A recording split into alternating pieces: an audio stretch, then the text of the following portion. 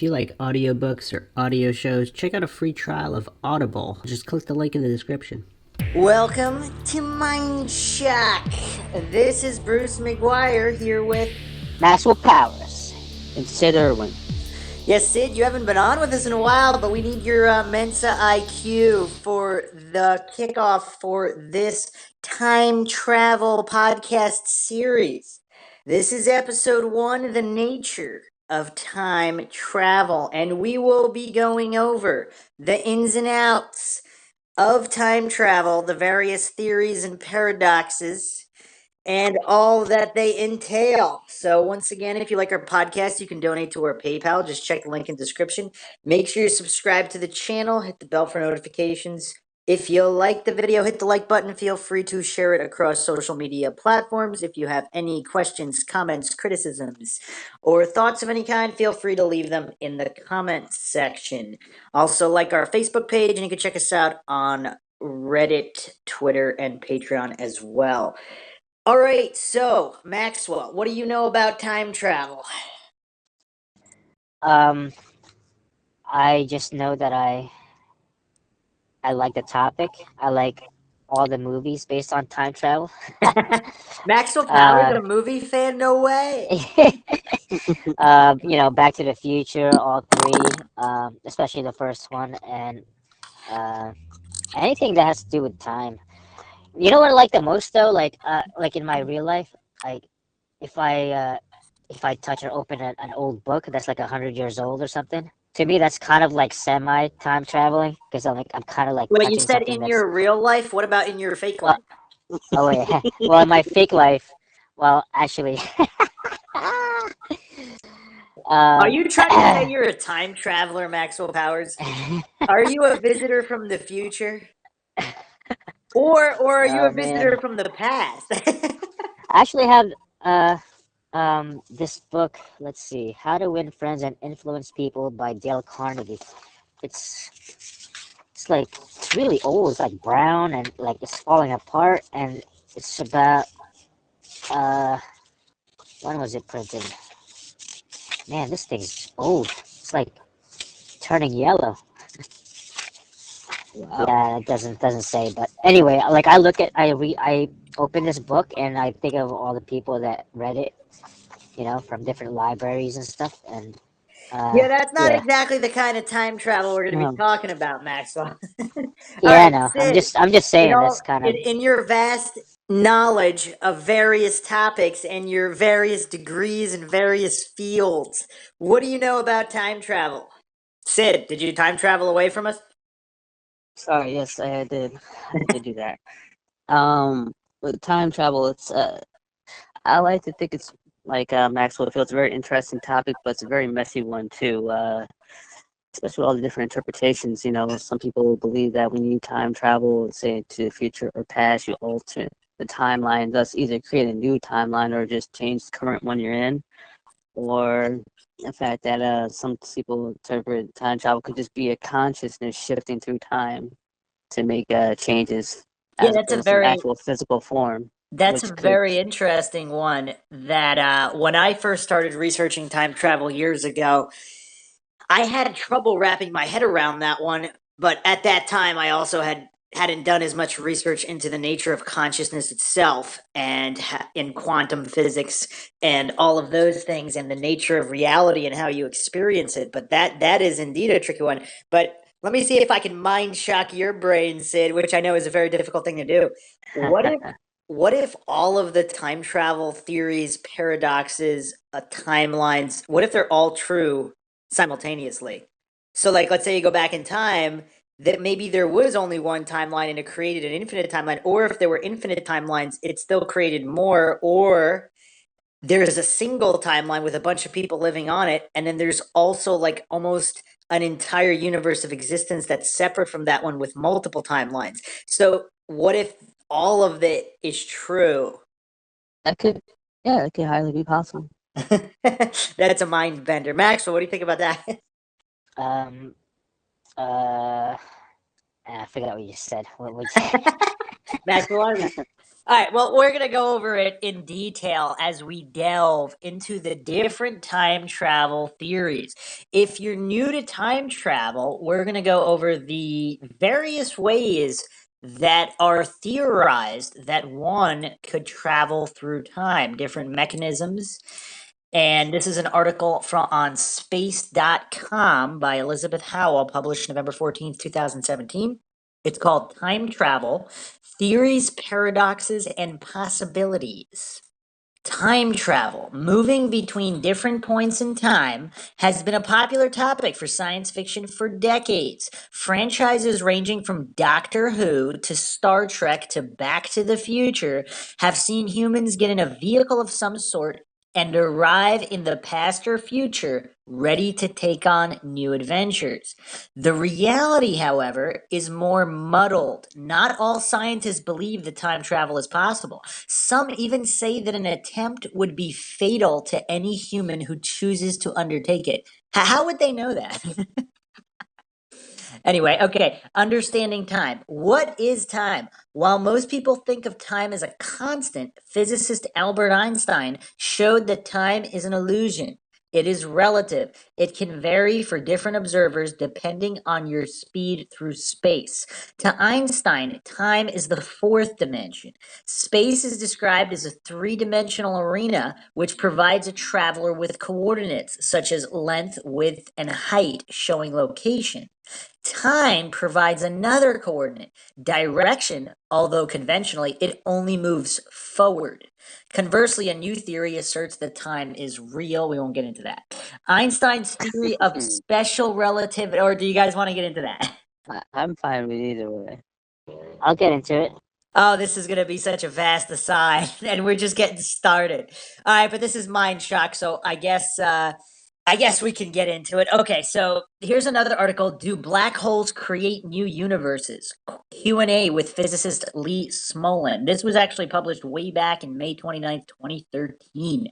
Most physicists think time is a subjective illusion, but what if time is real? The universe may have been born inside a black hole, and the black holes in our own cosmos might be birthing new universes of their own if one physicist's controversial idea about time is true. Going against the standard view of most scientists, theoretical physicist Lee Smolin has suggested that time is real rather than the illusion that Einstein's theory of relativity makes it out to be. Smolin, who's based at Canada's Perimeter Institute for Theoretical Physicists, outlines the idea in his new book, Time Reborn. Space.com caught up with Smolin recently to learn about his theory and the real nature of time. What does it mean for time to be real or not real? Isn't time obviously real? Smolin says, in the physicist's conception of nature, as developed from Newton to Einstein, time becomes a secondary concept. It becomes replaced by a notion of computation, so that a process carrying out in time and causing things to happen becomes modeled by a logical computation. Logic and mathematics are outside of time, and therefore, if that modeling is completely accurate, time is unreal.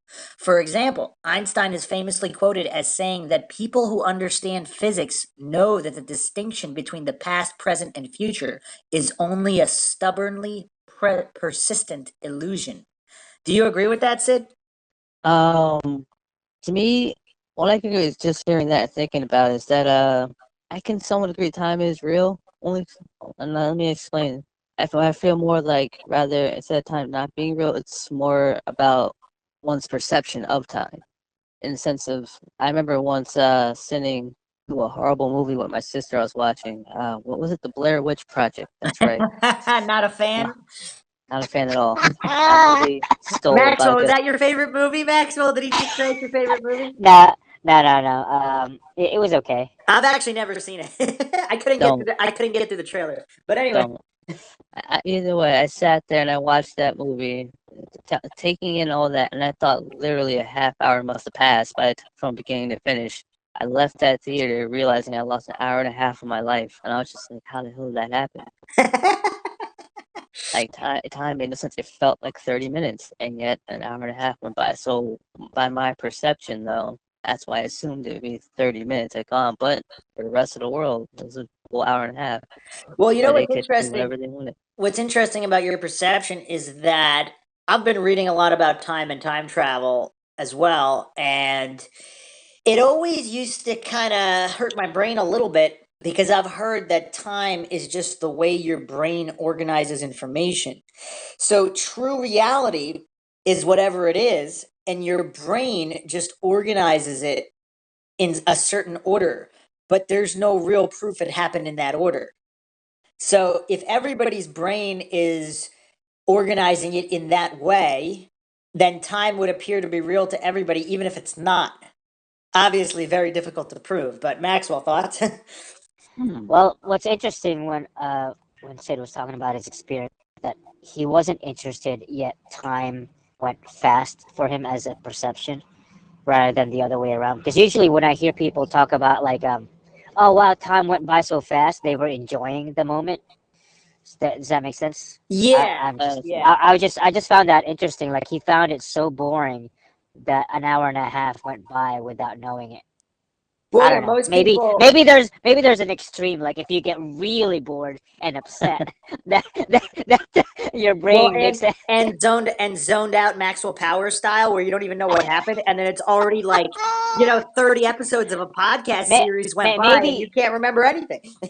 Wait. Did you like daydream like part of it, and that's why time went fast? Maybe that's what happened. Not even. I was watching that movie intently, discussing how bad this is and waiting for something to happen. Oh man. Okay. So, Oh man. but I see Maxwell's point though. Usually, like if you were, especially when you're a kid in school and you can't wait for the bell to ring for class to be out, that last minute or two really feels like an hour. Very true. So that's, yeah, again, it's just the way the brain perceives everything. And I guess the question for physicists would be to how to prove anything for sure, because then you obviously have the observation problem where nothing's really happening unless there's an observer and all these things. And full disclosure, Maxwell and I kind of dig deep into Einstein's relativity. And I don't know about Maxwell, but I'm pretty critical of Einstein's relativity. I'm definitely going to take the side of Nikola Tesla, who basically dismantled most of Einstein's ideas and basically called them nonsense. Talk about Nikola Tesla's stuff versus Einstein stuff. That would be interesting because I totally forgot what you said about that. We only discussed it so many times. Yeah, we have to stay focused here. We're already on an aside of an aside. So let's get back to this. So, when you say time is real, in contradiction to these ideas by Einstein and others, then what does that mean? Small in response, first of all, that the experience that we have of being in the present moment, which is one of a flow of moments succeeding each other, is not an illusion, as Einstein and others asserted. It's the deepest clue we have as to the nature of reality. Reality is structured to a series of moments so that anything that is real in a moment of time. And if something appears to persist in time, that's because it's continually renewing in time, in the moments of time, which are the reality of existence. Any truth about the world is a truth about the world within time. There are no timeless truths. And most importantly, there are no laws of nature that are outside of time. Everything changes, including the laws. That's kind of deep. I've actually never read this Q&A before. But that is very, very interesting. He's basically saying everything is fluid and any kind of timeless truth only appears timeless because it's renewing as true in that moment. And in another moment, it might not be true. Which I can see. Yeah, if you guys are interested in podcasts, obviously Joe Rogan has one of the most popular podcasts, if not the most popular. He actually had a guy, George St. Pierre's trainer, Firas, and they started talking physics, and he kind of schooled Joe Rogan on some of his assumptions. But one of the interesting things I don't know if have you guys heard that interview? I think or that podcast. I recommended it to Maxwell. I don't know if you have ever actually listened to it though. No. So he basically equated science and religion similarly, where you have faith in science that an experiment will repeat itself based on those certain parameters. So, for example, if you're doing chemistry, you mix some kind of chemicals, it causes a reaction, and even if you do it a million times, and it's the same reaction a million times, you're still having faith that it'll have the same reaction again. Now, in the span of obviously a human lifetime or all of human existence, if that's all rounded to zero, what this guy's saying is pretty interesting. He's saying the laws of nature change. So what could have been a law before is not going to be a law after due to the constantly changing universe. That's pretty interesting, right? I believe so. Yeah, it's interesting. So it's kind of almost like one of the paradoxes in time travel. If time travel ever exists in the future, then it already exists now and at all times in the past. It does. So, which that's kind of strange if we're living one real timeline and there's only one timeline, or even if there are infinite timelines or infinite dimensions, even in the multiverse theory, if that still means that up to a certain point in our time, there was no time travel. However, at a certain point, there was, and then it always was. That means that the past reality was true both ways. All right, so the next question. So, how does this concept help us understand the laws of nature? Smolin says the main reason why I advocate this new view of time is because it may make the laws of nature explicable. And by that, I mean the scientific answer to the question of why the laws of nature, as we observe them, have been selected to be what they are. If the laws are timeless and eternal, then there's no way to explain the choice of laws. As far as we understand it, the laws might easily have been different in many different ways. The masses of the elementary particles might have been different. The strength of the forces might have been different, or there might have been altogether different elementary particles and forces. I believe, and this is the result of an argument which is carried out in the book, that the only way within science of explaining the laws of nature is if the laws of nature are the result of dynamical evolution in time. How does your theory of the dynamical evolution of the universe work? Smolin says the idea is that the universe evolved in a way which is very analogous to natural selection in a population, say, of bacteria. To do this, the universe needs to reproduce itself. And I took over an older idea by John Wheeler and Bryce DeWitt, who are pioneers of quantum gravity. Their idea was that black holes become the seeds of the birth of new universes. John Wheeler had already speculated that when this happens, the laws of nature are reborn again in the new baby universe. He called it reprocessing the universe. What I had to add to this to make it work like a model of natural selection was that the changes passed from parent to child universe are very slight, so there can be an accumulation of fitness. This hypothesis leads to the conclusion that assuming our universe is a typical member of this population of universes as it develops after many, many generations, that the universe is going to be finely tuned to produce many black holes. That leads to the next hypothesis that if you change the laws and the numbers that specify the laws, then typically you're going to make a universe that makes less black holes, and that's something that leads to predictions that can be tested. That's the theory that I call cosmological natural selection. Did you get all that, Maxwell? I got cosmological natural selection. That's but it? I don't know what that means. He just explained it right preceding that, right? He's basically saying that a universe spawns baby universes. And that Gotcha. and That's that cool. the laws of nature of the universe change. Like Okay. That's freaking awesome. almost So, almost like traits being passed to an offspring for survival so they can vary. Even if they vary very little over time, it could be a lot. What do you think, Sid? Have you ever heard of this theory before? no, I never have asexual universes that reproduce. Ah, Interesting. oh It's man, kind of that's Very interesting. awesome. well. This is Mindshock. They make a movie Mindshock. out of that, or Why do you think they would make a good movie? I don't know. I think so. It would hurt Maybe. people's brains. All right, so how would these universes pass on their traits to daughter universes? Smolin says, At the level in which I proposed this theory, I didn't answer that question, just like Darwin had no idea how inherited traits were inherited because he didn't know anything about the molecular basis of genetics, which was only discovered with DNA.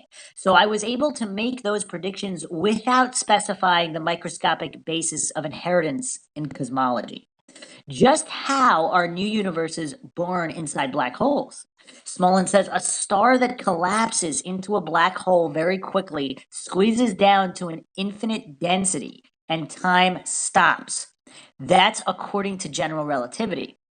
And basically, that moment when time stops is deferred by quantum mechanics by quantum uncertainty. And rather than collapsing to infinite density, the star collapses to a certain extreme density and then bounces back and begins to expand again. And that expanding star becomes the birth of a new universe. The point where time ends inside a black hole becomes joined to the point where time begins in a big bang in a new universe. Now, okay, I have to do another aside on top of this aside, which was an aside from another aside. But Sid, where are you with Einstein's relativity? Because there was actually there have been a number of physicists, like PhDs from MIT, Harvard, wherever, they've debunked relativity point by point, like they just systematically destroyed it. Been a while since I thought about that one. So basically, all of Einstein's so-called theories or assumptions, and most of them weren't even his, he stole them from other people. But I mean, he was a patent clerk. There was a lot of stuff going over his desk. He so-called borrowed, or I guess took some of those ideas, republished as his own. But I mean, he even admitted that his own theory is all a house of cards. He's not sure of any of the ideas. Like he was a funny guy. Like he joked around about how he was wrong about everything all the time and nobody listened. But if I remember, the theory of that was when I talked about how well, yeah, time's an illusion, right, and all that. well, yeah, gravity and space time and curved space time, all of that. I don't know. I'm gonna keep it simple. I mean, if time doesn't exist, then why do we age? If time doesn't exist, there should be no passive time for the aging process to occur. So technically, we should all stay the same age at this point. Well, what about all the undiscovered laws of physics, which might be infinite? That do they account for what you're saying? So like whenever I approach anything, I always ask, well, wait a second, what makes you think we know we have all the pieces of the puzzle? If there's some major pieces missing, how can you like you're assuming the question can be answered with pieces that we have? Or I'm not saying you are, but when you pose a question like that, the only way to answer it would be with how can you answer it with pieces you don't have because you don't know that yet? Very true. I'm about to admit that I have no idea. I would have to do more research and if not discover it on my own. Prove my point. All right, here we go. The guy's name is Run Z Cow, and so he published The Great Mistake, Relativity. Oh wow.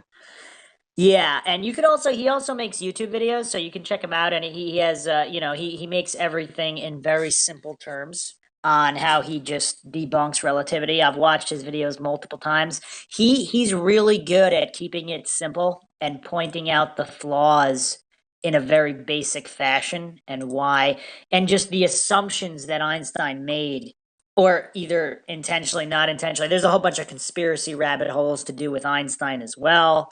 Yeah, so I just wanted to quickly say that. So I don't think relativity should be used as gospel truth because a lot of these time travel theories are kind of depending and piggybacking on relativity. So if none of that is true, or most of it's not true, then all of this could possibly not be true, or it could still be true, but for other reasons, not relativity.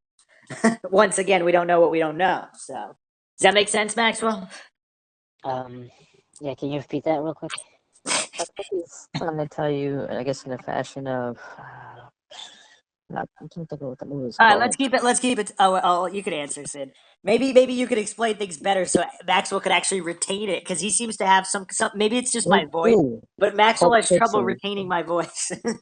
Maybe I was just gonna make a Pulp Fiction reference, or even Boondocks reference. Was it there are known knowns, and there are known unknowns, and there's unknown unknowns, which are just Perfect. things that we don't know. So Perfect. Yes, exactly. So when you're building a house of cards like relativity, you could say it's true. And a lot of people think there was a consensus at the time. There wasn't. Some of the greatest minds and physicists of that time era, that time period, they disagreed with relativity outright.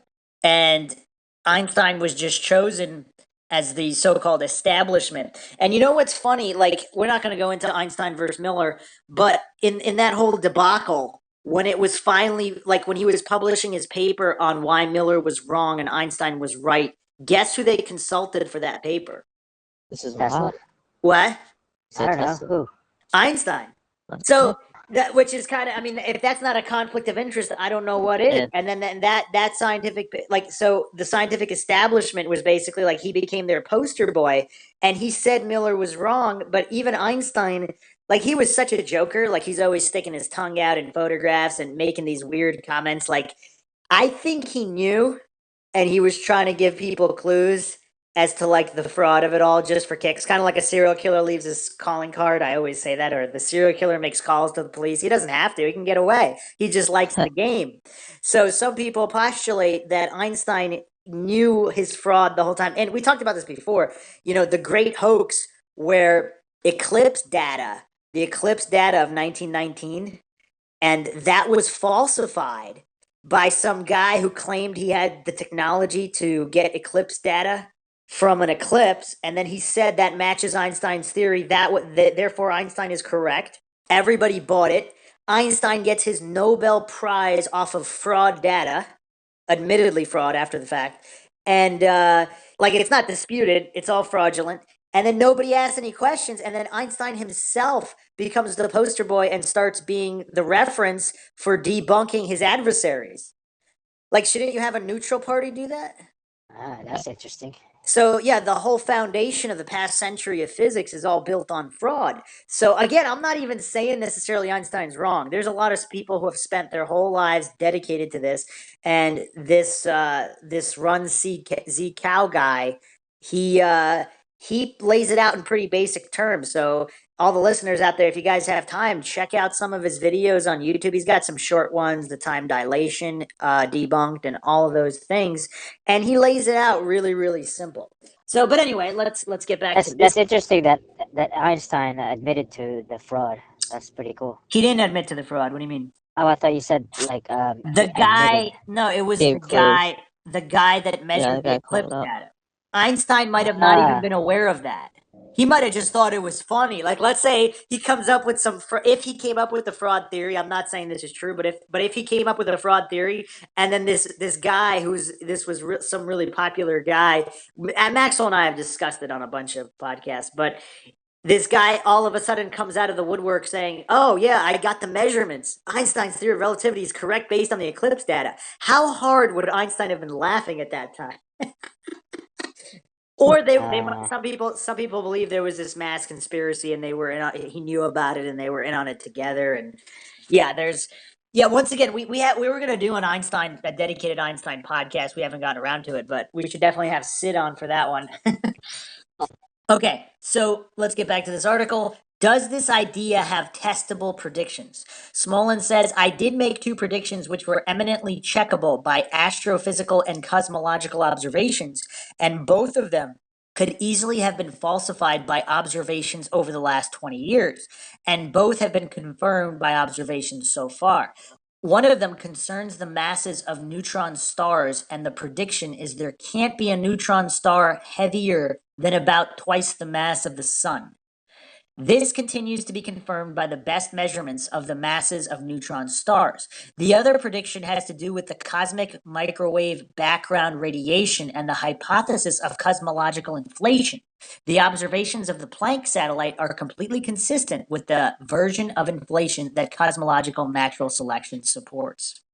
You know, another interesting point, like, these are all just guesses. Like, can they really know how much a neutron star weighs? Like, you're just building theories on theories and making, like, guesstimates. And then for some reason, most people just lap it up as irrefutable fact just because some astrophysicist said so. The appeal to authority fallacy. How do you view all that, Sid? Sounds like a lot of jive. But very smart jive. All Well right. spoken jive. So now that we took the quick aside into time possibly being real, let's go back to the original time travel article so we can go with the normal theories, the established theories of time travel. So, Einstein's theory of special relativity says that time slows down or speeds up depending on how fast you move relative to something else. Approaching the speed of light, a person inside a spaceship would age much slower than his twin at home. Also, under Einstein's theory of general relativity, gravity can bend time. Picture a four-dimensional fabric called space-time. When anything that has mass sits on that piece of fabric, it causes a dimple or a bending of space-time. The bending of space-time causes objects to move on a curved path, and that curvature of space is what we know as gravity. Both the general and special relativity theories have been proven with GPS satellite technology that has very accurate timepieces on board. Once again, Run See Cow debunks that. But anyway, the effects of gravity as well as the satellite's increased speed above the Earth relative to observers on the ground makes the unadjusted clocks gain 38 microseconds a day. Engineers make calibrations to account for the difference. In a sense, this effect, called time dilation, means astronauts are time travelers as they return to Earth very, very slightly younger than their identical twins that remain on the planet. Through the wormhole, general relativity also provides scenarios that could allow travelers to go back in time, according to NASA. The equations, however, might be difficult to physically achieve. One possibility could be to go faster than light, which travels at 186,282 miles per second, 299,792 kilometers per second, in a vacuum. Einstein's equations, though, show that an object at the speed of light would both have infinite mass and a length of zero. This appears to be physically impossible, although some scientists have extended his equations and said it might be done. A linked possibility, NASA stated, would be to create wormholes between points in space-time. While Einstein's equations provide for them, they would collapse very quickly and would only be suitable for very small particles. Also, scientists haven't actually observed these wormholes yet. Also, the technology needed to create a wormhole is far beyond anything we have today. Or do we? If the military is about 50 years ahead, what technology level are they at? Right. So the wormhole theory is always interesting because they don't just use it for the concept of time travel, but also for just high speed, distance travel in and of itself, which I find interesting. Any mention of like time affecting the person going through it. Well, you've heard of Moore's Law, right? Yeah, definitely. I think you should talk about it though for our viewers so they're aware. Maxwell, you're an expert in Moore's Law, right? We talked about it many times, right? I don't remember Moore's law. Oh wait, is that the doubling of technology and shit? Yeah, I mean, it was originally referred to the number of transistors on a microchip doubling every 2 years, Oh, while the cost being halved. So, in general, it's just processing power accelerates exponentially. That's the basic gist of it. So, we also have to factor in the military's always 50 years ahead of time. Now, what greater weapon could there be than time travel for the military? So, do you believe, like, what do you think about all those? I mean, we have MK Ultra. Some people allege that there were also time travel experiments, and we'll be getting into these in future episodes. But do you believe the government has been at least attempting to travel through time, if not successfully? I could. Won't be surprised. Maxwell? Can you repeat that question? Maxwell Army. I just asked if you believe that the military is either working on time travel technology or have already achieved it. Because if their technology is 50 years ahead of time, does the technology in 50 years civilian tech, in 50 years of civilian tech, will that be good enough? Because that's where the military is at right now, roughly. At least, maybe it's far advanced. Who knows? We're just the civilians. We're not privy to all that top secret declassified information unless you're Jr. Yeah, I have no idea. Is that going to be your new mug, Maxwell? I have no idea. Or can you repeat the question? Okay, let me finish this introductory article because we're just getting started. Alternate time travel theories. While Einstein's theories appear to make time travel difficult, some groups have proposed alternate solutions to jump back and forth in time. The infinite cylinder theory. Astronomer Frank Tipler proposed a mechanism, sometimes known as a Tipler cylinder, where one would take matter that is 10 times the sun's mass, then roll it into a very long but very dense cylinder. After spinning this up a few billion revolutions per minute, a spaceship nearby, following a very precise spiral around this cylinder, could get itself on a closed time-like curve, according to the Anderson Institute. There are limitations with this method, however, including the fact that the cylinder needs to be infinitely long for this to work. Black holes. Another possibility would be to move a ship rapidly around a black hole or to artificially create that condition with a huge rotating structure. What are they doing at CERN? You think they're doing time travel experiments at CERN? Could be. I find interest so far with these two theories. What seems to be the base quantity that's important to have, like the or aspect or ingredient needed to make this all work is infinity. It's interesting. Is what? You need something infinite. Oh, AKA just it's or something infinite. I mean that's the theory. Well, I mean these are all Hey, for those theories and theories, but the black hole theory not necessarily. So to create a condition with a huge rotating structure, around and around that go, experiencing just half the time of everyone far away from the black hole. The ship and its crew would be traveling through time. Physicist Stephen Hawking wrote in the Daily Mail in 2010. Imagine they circled the black hole for 5 of their years. 10 years would pass elsewhere. When they got home, everyone on Earth would have aged 5 more years than they had. However, he added, the crew would need to travel around the speed of light for this to work. Physicist Amos Iron at the Technion Israel Institute of Technology in Haifa, Israel, pointed out another limitation. If one used a machine, it might fall apart before being able to rotate that quickly. Cosmic strings. Another theory for potential time travelers involves something called cosmic strings, narrow tubes of energy stretched across the length of this ever expanding universe.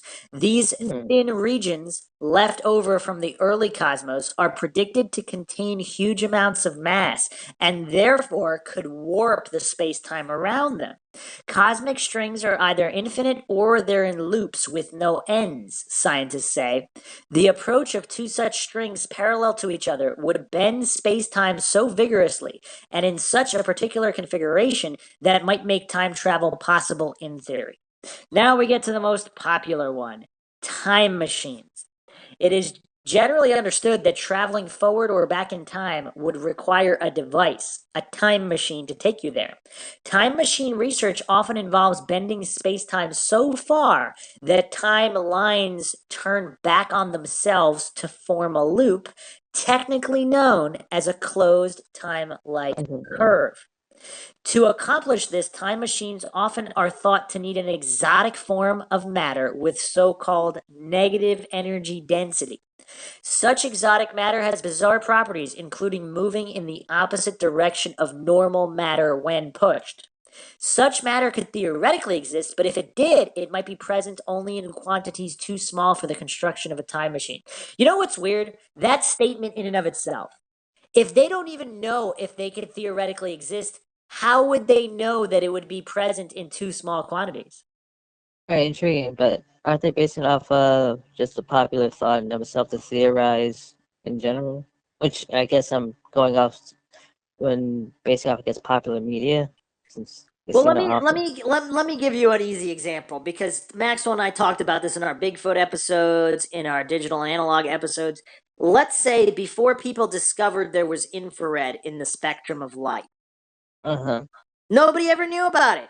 But like it exists and it exists everywhere. It's just the human eye can't really pick it up good Pick enough it to up. see without special equipment. So Right. if you're theorizing that negative energy density or other types of matter energy exist, how would you know? Like it's kind of silly to even speculate on the quantity it would exist in, right? Without actually knowing that it exists. I get that. Yeah, so that's kind of weird. Maxwell, thoughts? Um, yeah, I got nothing. It's another one right there. Okay, however, time travel research suggests time machines are possible without exotic matter. The work begins with a donut shaped hole enveloped within a sphere of normal matter. Maxwell, you like donuts. You should be able to follow this, right? Inside this Uh, donut shaped vacuum, space time could get bent upon itself using focused gravitational fields to form a closed time like curve. To go back in time, a traveler would race around inside the donut, going further back into the past with each lap. This theory has a number of obstacles, however. The gravitational fields required to make such a closed time like curve would have to be very strong, and manipulating them would have to be very precise. All right, they also address the grandfather paradox. So, real quick, if you're new to time travel, if you're not, I'm sure you've already heard of this. So, if you go back in time to kill your grandfather, you would have never been born, so you wouldn't have been able to go back in time to kill your grandfather. So, how would it be done? So, Maxwell, thoughts on that? about killing your grandfather and like that loop. Yeah, the paradox, the grandfather paradox. Um, uh, yeah, I don't know. Sid, what do you got? Um, Makes sense.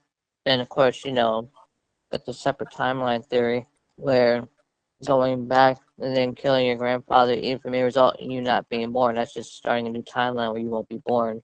But that other time exists still, where you would have gone back and killed your grandfather to start this up. It's really funny. All right, here's another mind shock for everybody. Let's say there are infinite universes in the multiverse theory. So, is there a point? Obviously, in some of the universes, time travel wouldn't exist yet. So, when when time travel exists in none of the universes, is that the way the infinite universe existed before time travel was discovered? And then after it was discovered, it simultaneously exists across all infinite universes? Or are certain universes where there is no time travel, but in other universes there are. And when time travel is discovered in the universes where it wasn't discovered, now it exists backwards in those infinite universes? Or are there always universes that exist where no time travel is ever created? Obviously, there'd be at least one like that. But if we're talking infinite on infinite, that means there would also be infinite where time travel never existed, right? I can see that, yeah. Maxwell, did you follow that? No, not really. But what's the question? Ah! Oh man. All right, well, let me go over this grandfather paradox in this article. Besides the physics problems, time travel may also come with some unique situations. A classic example is the grandfather paradox, in which a time traveler goes back and kills his parents or his grandfather, the major plot line in the Terminator movies, or otherwise interferes in their relationship. Think Back to the Future, so that he is never born or his life is forever altered. If that were to happen, some physicists say you would not be born in one parallel universe, but still born in another. Others say that the photons that make up light prefer self consistency in timelines, which would interfere with your evil suicidal plan. Some scientists disagree with the options mentioned above and say time travel is impossible no matter what your method. The faster than light one, in particular, drew derision from American Museum of Natural History astrophysicist Charles Liu. That simply mathematically doesn't work, he said in a past interview with sister site Live Science. Also, humans may not be able to withstand time travel at all. Traveling near the speed of light would only take a centrifuge, but that would be lethal, said Jeff Toloxen, a professor of physics at Chapman University in 2012. Using gravity would also be deadly. To experience time dilation, one could stand on a neutron star, but the forces a person would experience would rip you apart first. You know, people said the same thing about space travel, that humans are just incapable of existing outside of the Earth's atmosphere. Huh. So, you know, the negative Nancys of the world have always said something was impossible until it was done. Think about negative Nancy. You technically could go back in time and kill your grandfather and still exist. Wait, what was that? I mean, technically, you still could go back in time, kill your grandfather, and still exist. Oh, right, because you came from the other timeline? No, not even. It's still the same time. Like, just kill your grandfather after he has your parents. That's all. Oh, I see what you're saying. So even if there's only one timeline, you're still you. So you're the matter. You're your matter. Yeah. What do you think about that, Maxwell? Yeah, I mean, I guess it depends on what time you travel to. Like, if you kill your grandfather before your parents were born, or Well, let's discuss before that. he's Let's discuss that. Can you exist? Let's say you kill your grandfather when he's a child. He never has your parents, but you still exist because you're the matter that went back in time. So even though you don't exist, like you're still Yes. you. You're still existing. you're probably adopted. Or just because you moved outside the timeline, separate Right. yourself. So that's the other thing with time travel. Once you travel, you're no longer trapped in that timeline. So if you can move, So you can never go back. Is that what the thing is? Like, you can never go back to your own universe once you travel. no, but let's say As you could. Let's say you did though, because you're existing outside of the timeline, even if you go back, right? Sid, are you following? I'm following. So you went back, so your parents never existed, but you still exist because you're the point in time when you went outside the timeline. You'll always be that because you existed Ah, I up like till that. that point. Yeah. Huh. Similarly, like here's another issue with time travel that I don't hear discussed too much. Let's say you go back in time to before you were born. How would that be possible if you're part of the timeline? Like it seems like if you can travel through time, one of the necessities, again, this is just from my understanding, which could be wrong. Obviously, I'm not a time traveler, or maybe I am. Maybe that's not obvious. So once you initiate the time travel, you're not bound in any way. So if you go back to, let's say, 1,000 years ago, you never existed in that time, but you could still go there. So therefore, the grandfather paradox wouldn't necessarily apply because your matter is your matter. You exist as it. So it no longer matters what you do or what you don't do because you're existing outside of time. Very true. If that's how it Um, works. But If that's how it works, yes. yeah. Repeat that last part. That was pretty cool, but I don't get it. What a shocker. Sid, you wanna take a stab at it? Explaining this. Um, Just a quick recap for Maxwell. He said he doesn't get it. okay. In a sense, I guess how simply put it, once you travel through time, you stop existing, I guess, in that said timeline, or aka time doesn't really hold you down anymore. So at that point, whatever happens in time will have no effect on you. So I mean, pretty much that's really it. So anything, you can literally do anything, and then whenever you travel back forth, whatever, you're unaffected. You become God. Holy shit. Well, not really. You could still be killed at any time Well, by anybody. yeah, it's just that aka such aspects like again, killing your grandfather, thus your parents, and whatever, killing you in said timeline doesn't affect you because you're no longer in it. It's like you become an observer of sorts. Oh, but that was like the first point, like that Bruce made, is you just come out of timeline, you're not affected. You become you. Uh, So that was the point he was going for. Yeah. yeah. Here's another interesting point that I don't hear discussed enough. So you guys have seen what is it? I think it was the 1994 movie Time Cop with Jean-Claude Van Damme. Oh God. The same matter cannot occupy the Yeah, same space same at the same space, time. same time. That is interesting. You don't see that because in some time travel movies, like the protagonist is fighting himself in the past. So let's say you go back in time at a major life event. how does that work? Because if you're you and you go back in time, is that other you? And what happens if the same matter does occupy the same space? That is intriguing. But since it's you that's, I'm guessing, a different age, would that technically be the same matter? Well, that depends on whether time is real or not. Very true. But, I mean, apparently the body might undergo a change. And technically, if it's talking about the same matter existing in the same space at the same time, if we're talking about you existing outside of time, technically your future self in a different time, could that apply even? Well, here's the other thing that I never really understood. Let's say you touch your past self. You're not putting your hand through your past self. It's still not really the same exact space, is it? Because No, unless is it unless that? you actually transport back in time and you appear like partially inside the space of your past self, that would be that. You But know what? It's very true. Thinking about it, it's very true. Yeah, that the same matter cannot. Let's put the actually. You know what? It's funny. They're saying the same matter cannot occupy the same space at the same time, right? that's what the movie postulates, yeah. Which is funny because I mean, you're only talking about a singular matter, which is weird. You think about just the same matter. I'm saying two of the same matter can't exist. Well, what if you have long fingernails and your past self has short fingernails? So Maybe the then, what? extended part of the fingernail, that's different matter, so that would be fine. That would be different matter.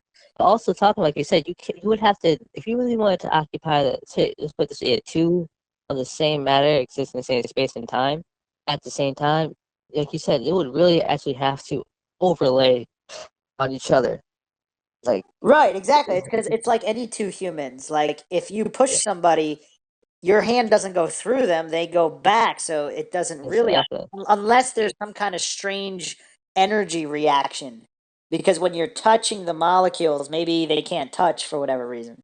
Right. But if that's true, you should still be able to touch their clothes, right? Should be. Yeah, I don't know. That's a weird one. Maxwell, any thoughts on that? No. All right, so this is the end of the Wait, but article. if it's still the same matter, then if it's if you both wanted the same clothes, then apparently clearly the clothes can't touch either. Oh yeah, if you were wearing if yeah, if you had like a favorite shirt or sweatshirt that you both have to wear, yeah, that's true. That's what it says. The same. It said the same. It didn't say the same person. It said the same matter. Right. Wait, Yeah. so you're saying like if I time travel into the past and like I see myself, I won't be able to touch my sweatshirt because I'm wearing the same sweatshirt. Well, your sweatshirts can't touch. Well, Why why can't they why can't they this all hinges Yeah, on whether or not it really is the same matter. it's matter. Exactly. huh. But for the sake of argument, to be funny about it, say that it is. I would Well, really love. we do have to go back to the basic Wait, but what so this is like kind of like a different theory like the same matter can't touch each other? That's what the whole thing was? That's what the movie Time Cop Time said. cop. We're paying attention, Maxwell. Uh, I never saw the movie. That's pretty cool. Wait, so the Oh, whole that's movie was like he couldn't like see himself and shit. You can well, see himself, just not touch himself. Apparently. then it caused. So he tries to fight each other and like they couldn't touch each other or like see each other or Yeah. what happened? I think they did fight at all now. They're not fighting stuff. So what the hell happened? Did they see Oh each well. other at all or what? This whole Don't theory ruin of it. don't ruin the movie, but All right. All right. basically you would implode or something. You would implode and glitch and die because yeah, according to the movie. Ah, damn! I'm curious now. I haven't seen that movie. Yeah, check it Well, out. now you have all the reasons to look at it. Yeah. That's really different from all the So other time travel movies it's I've the heard of. only movie. Yeah, it's the only movie that made that point, which I thought was very interesting. Because in all the time travel research, it seems like that's not like what would really happen if you like punched yourself. You go back in time just to punch yourself in the face. Like, how would that work? All right. Ah, damn! Now I'm really curious. Was it any good? Was it good? Yeah, it's pretty good. I enjoyed Yeah. it. Especially if you like time travel movies. I mean, There's not that many high budget, really good time travel movies. You should check it out. But Pretty yeah, cool. It's on my list. the law of conservation of energy states that energy can neither be created nor destroyed. Oh, Okay. So here's the thing though. So matter can have energy. So for example, your body has energy. You have electrons, you have all of this molecular makeup which has energy. Your body's electrical in many ways. The brain, all the different systems are electrical systems. So if matter can't be created and destroyed and it can only be changed from one form to another, what happens when you go back in time and see your past self? Because that would mean that there's extra matter and energy in the universe, but that violates the first law of yeah. thermodynamics. So how does that work? That's something else that I always thought about. It's like, how does that work? Or is it a weird transference because of the way that you time travel? So, like, does the energy in the black hole or the wormhole or the time machine, if that's negative energy? So, according to the theory where it was negative energy or negative matter, some kind of negative energy matter, does that negate the positive, which allows there to be no difference? Because if it's the same negative that you are a positive, is that would that enable the extra matter and energy to exist? Unless you travel to before you exist, because then that problem wouldn't happen because you wouldn't exist there. Even if you didn't exist, still you'd be extra matter since technically you don't exist. You shouldn't exist in Well, this no, because the timeline that you leave is an empty Right. space, Oh yeah. right? Yeah. So the only way that the problem Oh, for the sake of existing in said timeline, you would say, I can see that. Maxwell. I missed it. What happened? Is there anything you don't miss? So Oh, what's quick recap? by saying that though, if leaving one timeline and acknowledging the fact that okay, you left that timeline, so you left the whole of matter and energy in that, but still within the exact same timeline, you left that particular point in time, but come into the past, you're refilling that space and matter and energy that had disappeared from an earlier time. But with that, which intrigues me, because I'm thinking about it now. Huh. That's wild. It is, right? Unless, once again, what if these laws of thermodynamics are not the complete laws? So, like, there's infinite undiscovered laws. What if one of the undiscovered laws accounts for that? True, Right? it could. Yeah, exactly. So, I think that we need to keep that in mind. All right, so that was just the quick intro. So we're about to get comprehensive. So if Maxwell couldn't follow that, he's going to have some serious problems now. That means all that space within time, future, past, present, and future is an immense amount of energy and matter. Oh, It is. infinite, basically. You know what else is kind of interesting? Like when you really get down to it, and this is quite an aside, like when a new human being is created, how does that work? Well, remember, it's a conversion of matter and energy. Which is Not matter. essentially, yeah, it's kind of bizarre though. Like once it's in the womb, okay, the baby is using nutrients and blood from the mother, which is so it's taking from there. But what causes that spark at conception that's gonna create a consciousness in DNA? Because even though it's the components of the mother and the father, obviously there needs to be that ignition spark, right? For it So now, the question is spark of life. That's exactly one. exactly where does that energy come from? I mean, we have no idea. I mean, spark of life could happen inside the womb on an extremely strong level. Well, I would be thinking, I would think it would happen at conception, right? Because at the fertilization process is what yields the new DNA. I got a question. Do you need a heart and mind, though, to develop consciousness? Because in those stages, there isn't one. Well, unless our definition of consciousness is wrong That's very true. or incomplete. If Could it's be one of those. incomplete, when you have, yeah, it's weird. So, yeah, It's kind of like, do plants? Some people. So do plants have consciousness because they can communicate? They can feel pain. Yeah. So when you're kind of dissecting the nature of consciousness itself, just because it doesn't have a heart or a brain, does that mean it doesn't have consciousness? It doesn't have our level of consciousness, but it might have a much lower level of consciousness. Either way, Maxwell, any thoughts? The spark of life. What do you think? Um, uh, I don't, I don't know. I wonder what. Yeah, I don't know how it relates to time travel, and I think you explained it, but I It just don't doesn't. get it. It, So, it does. Well, it doesn't What? specifically. It was an aside because if energy can't be created or destroyed, only transferred, even though the genetic makeup of a new human being happens at conception, like what causes the spark? Like you have the sperm and the egg with all the actual data, but what causes the spark to create new DNA, new unique DNA? Like, wouldn't that require extra energy? hmm. Yes, many mind shocking things to postulate. All right, let's get back to time travel. So, the Internet Encyclopedia of Philosophy, IEP.utm.edu, is very interesting. It's a peer reviewed academic resource, and it's basically got a peer reviewed version of Wikipedia to an extent. So, this is their article on time travel, which is quite comprehensive. So, once again, this is Mindshock. We go deep into all of the topics, so we will be dissecting all of it. Time travel is commonly defined with David Lewis's definition. An object time travels if and only if the difference between its departure and arrival times, as measured in the surrounding world, does not equal the duration of the journey undergone by the object.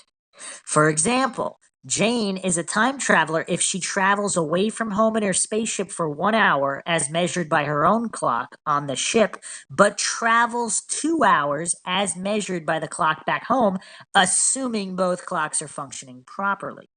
Before the 20th century, scientists and philosophers rarely investigated time travel, but now it is an exciting and deeply studied topic. There are investigations into travel to the future and travel to the past, although travel to the past is more problematical and receives more attention.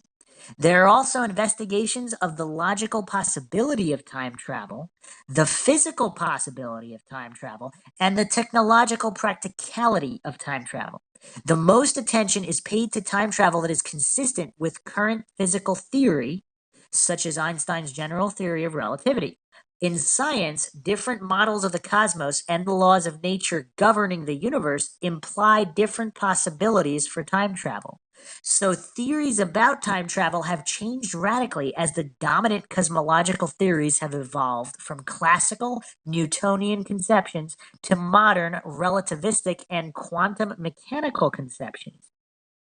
Philosophers were quick to note some of the implication of the new physics for venerable issues in metaphysics, the nature of time, causation, and personal identity, to name just a few.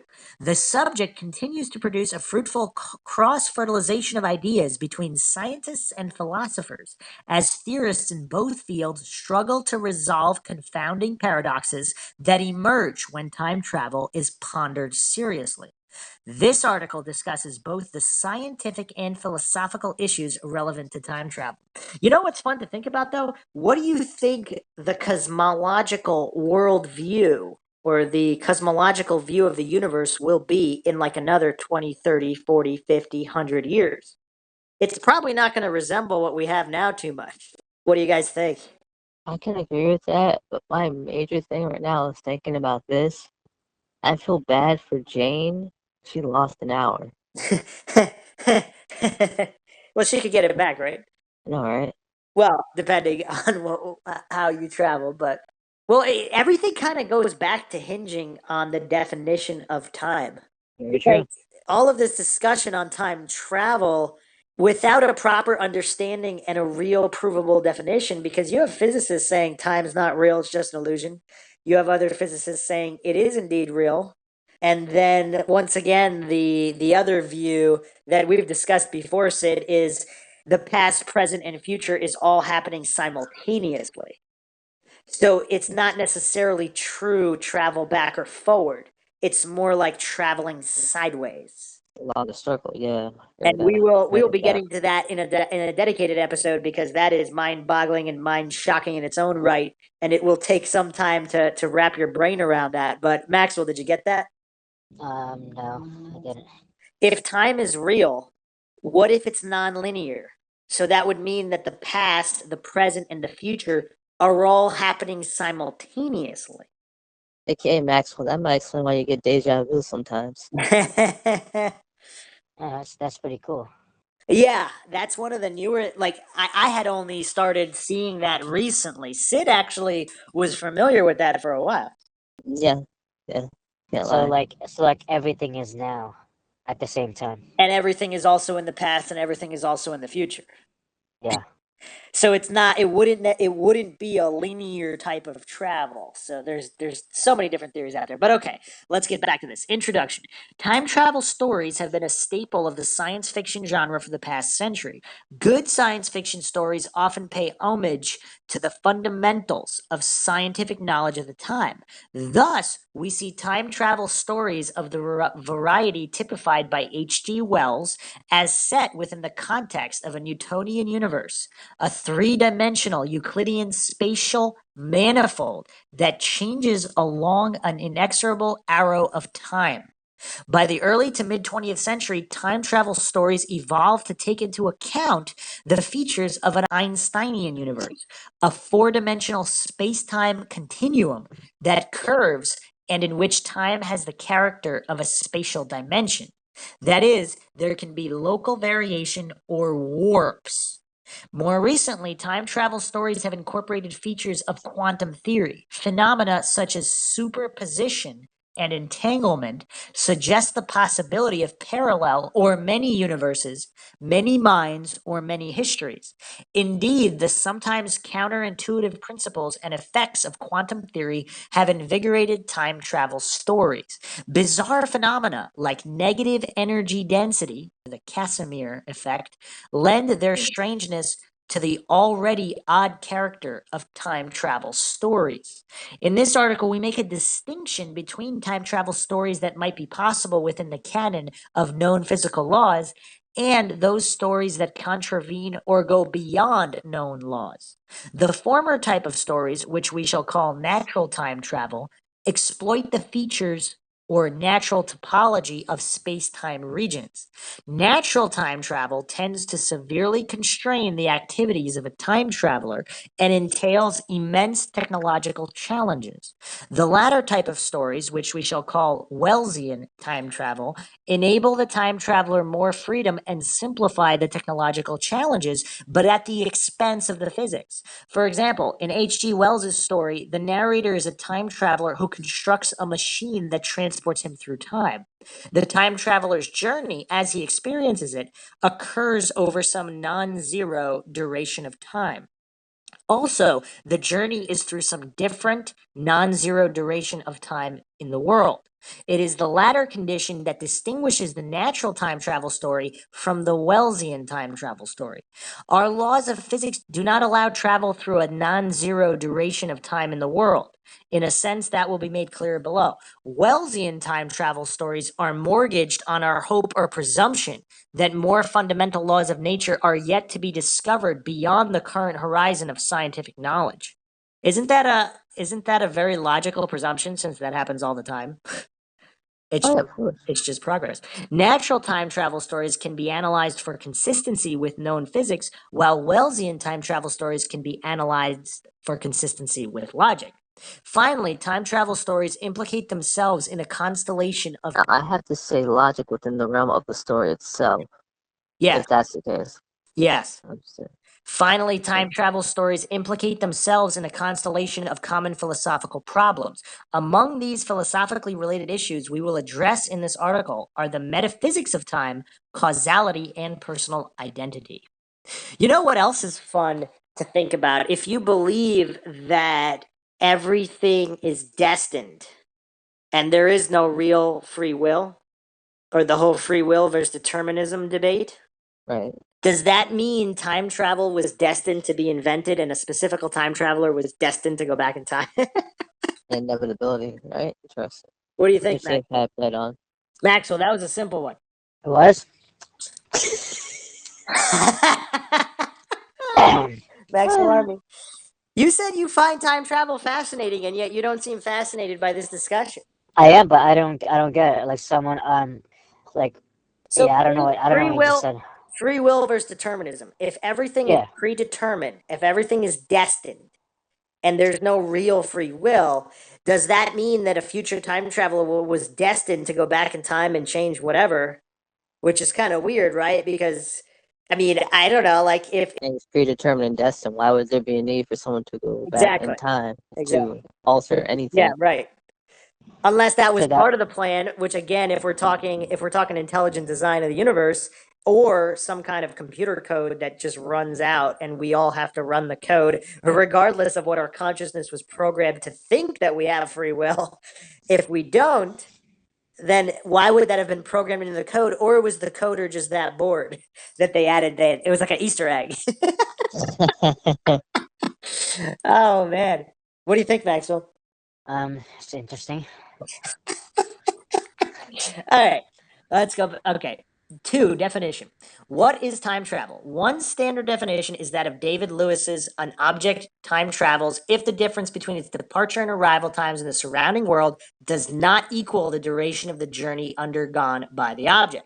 This definition applies to both natural and Wellesian time travel. For example, Jane might be a time traveler if she travels for 1 hour but arrives 2 hours later in the future or 2 hours earlier in the past. In both types of time travel, the times experienced by a time traveler are different from the time undergone by their surrounding world. But what do we mean by the time in time travel? And what do we mean by travel in time travel? As the definition for time travel presently stands, we need to clarify what we mean by the word time. While philosophical analysis of time travel has attended mostly to the difficult issue of time, might there also be vagueness in the word travel? Our use of the word travel implies two places, an origin and a destination. I'm going to Morocco means I'm departing from my original point here and I plan to arrive eventually in Morocco. But when we are speaking of time travel, where exactly does a time traveler go? The time of origin is plain enough. The time of the time traveler and the time traveler's surrounding world coincide at the beginning of the journey. But where does the time traveler arrive? Are we equivocating in our use of the word travel by simply substituting a when for a where? That's a very good point, right? That's not discussed enough. In truth, how do we conceive of a when as a place, a locale, or a region? Different scientific ontologies result in different ideas of what travel through time might be like. Also, different metaphysical concepts of time result in different ideas of what kinds of time travel are possible. It is the issue of time in philosophy that we now turn. 3. Time in philosophy. How is time related to existence? Philosophy offers three primary answers to this metaphysical question: eternalism, possibilism, and presentism. The names of these views indicate the ontological status given to time. The eternalist thinks that time, correctly understood, is a fourth dimension essentially constitutive of reality together with space. All times, past, present, and future, are actual times, just like all points distributed in space are actual points in space. One cannot privilege any one moment in the dimension of time as more real than any other moment, just like one cannot privilege any point in space as more real than any other point. The universe is thus a space-time block, a view that has philosophical roots at least as far back as Parmenides. Everything is one. The appearance of things coming to be and ceasing to be, of time passing or flowing, is simply phenomenal, not real. Objects from the past and future have equal ontological status with present objects. Thus, a presently extinct individual dodo bird exists as equably as a presently existing individual house finch, and the dodo bird and the house finch exist as equably as an individual baby sparrow hatched next Saturday. Whether or not the dodo bird and the baby sparrow are present is irrelevant ontologically. They simply aren't in our space-time region right now. The physicist typically views the relation of time to existence in the way that the eternalist does. The life of an object in the universe can be properly shown as, and they have this graph with an arbitrary now point. So there's curves before and after. So Maxwell, so that's kind of like saying my car is just as real as your car, which is just as real as Sid's car. So we all agree on that in the present moment, right? Right. Now here's where it Okay. gets tricky. So back in the year 1800, is our future vehicles, are they just as real as the horse carriage that exists at that moment? In this philosophical definition, it would be yes, because it's going to be real at some point in time, therefore it's equally real even if it doesn't exist yet. Similarly to something that existed in the past that no longer exists, it's set equally as now. Another good way to think about it is geographically. Like New York City is just as real as Los Angeles, even if they're really far away. It just gets tricky, obviously, conceptually, when something before it exists or after it ceases to exist, saying that that is just as real as something that exists right now. What are your thoughts on that, Maxwell? Um, for some reason, my mind is going towards like manifestation, the nature of manifestation. See, so like anything in the future that is imagined by someone will become. I don't know why it's going to that, but I'm just saying like because you're saying that because, but I don't know what the hell the future holds. I mean, the world could explode or some All right, well, shit. let's use animal. Let's But use animals like they did. So there was an extinct animal. There's an animal that doesn't exist yet for whatever reason, possibly some kind of, if it's a crossbreed that doesn't exist yet of existing animals. It doesn't exist yet. There was an extinct animal, and then there's animals that exist today. Are all three equally? Are all three equal? yes, Sid, what do you think? Very tricky thinking about that. equal just in existence, right? Yep. I I think what Maxwell is saying with the manifestation, it's almost if he thinks about the I think, therefore I am, and if for me thinking and me existing in that fashion, then whatever I must think this also exists. If you want to take it that way, in a funny way. But Well, what if we remove consciousness? What if we talk about inanimate objects that have existed in the past, no longer exist, or inanimate objects that will exist in the future? well, Are they all equal? According to this philosophical definition, all have equal standing. you could say yes. Now, and you could also say no, only because the fact that they built this way, unless you have actual proof that which you could believe about said past objects existing, then Well, say like say let's talk about unknown objects. So let's get real crazy. Let's get real crazy. So objects that aka we the don't five know. dollar bill that I left underneath my couch years ago, but then found today. Clearly must have existed back then for me to find today. Now it would exist in the future once I give it to the lady for my burger. Are we really gonna go to the? If a tree falls in the woods and nobody hears it, are we really gonna go to that? I'm just saying No, that's but here, literally no, what no. this is. Let's get real crazy. Let's go into unknown unknowns. So Alright. let's talk about objects that we don't even know about that existed in the past, or species of trees that were never even discovered because they're extinct, or whatever. We don't know what that thing is, but Right.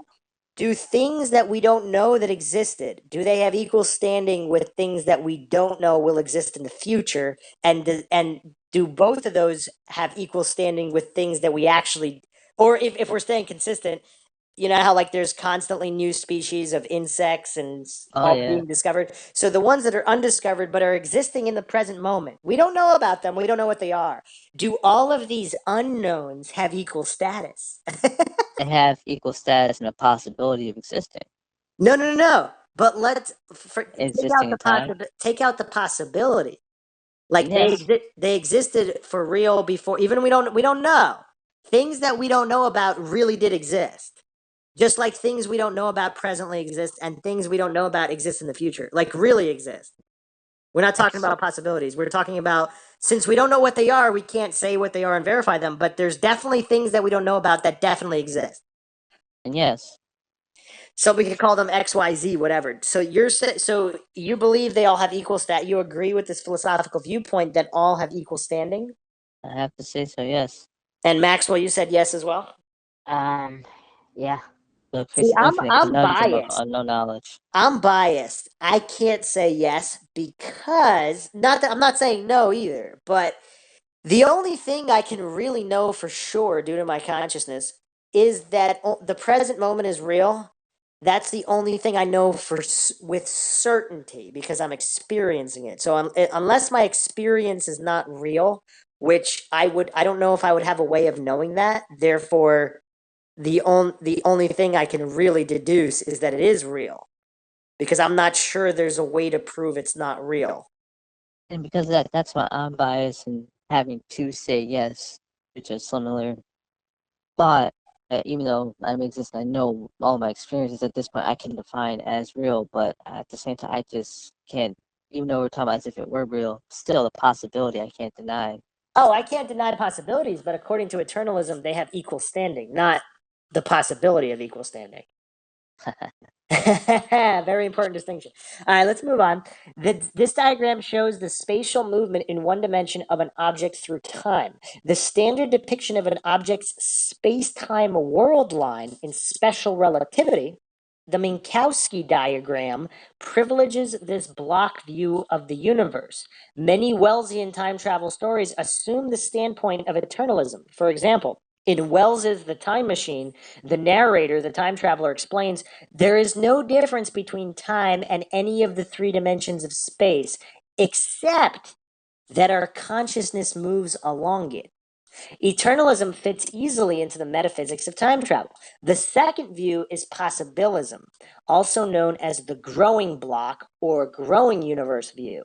The possibilist thinks that the eternalist's picture of the universe is correct except for the status of the future. The past and present are fixed and actual. The future is only possible. Or more precisely, the future of an object holds the possibility of many different world lines, only one of which will become actual for the object.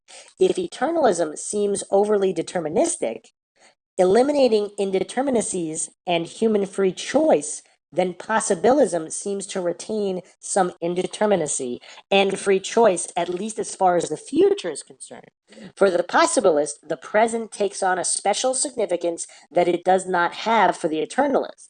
The life of an object, according to possibilism, might be shown as the graph represents the curve for the past and a straight line for the present, and then nothing exists after the present because it's unknown. This diagram shows that the object's world line is not yet fixed or complete. It should be pointed out that the necessity of illustrating the time axis with a beginning and end should not be construed as an implicit claim that time itself has a beginning and end. Some Wellesian time travel stories make use of possibilism. Stories like Back to the Future and Terminator suggest that we can change the outcome of historical events in our world, including our own personal future, through time travel. The many different possible histories of an object introduce other philosophical problems of causation and personal identity, issues that we will consider in greater depth in later sections of the article. The third view is presentism. The presentist thinks that only temporally present objects are real. Whatever is exists now. The past was, but exists no longer. The future will be, but does not exist yet. Objects are scattered throughout space, but they are not scattered throughout time. Presentists do not think that time is a dimension in the same sense as the three spatial dimensions. They say the block universe view of the eternalists and the intermediate view of the possibilists gets the metaphysics of time wrong. If eternalism has its philosophical roots in Parmenides, then presentism can be understood as having its philosophical roots in Heraclitus. Presently existing things are the only actuality, and only what is now is real. Each now is unique. You cannot step twice into the same river, for fresh waters are ever flowing upon you. The life of an object, according to presentism, might be shown as this.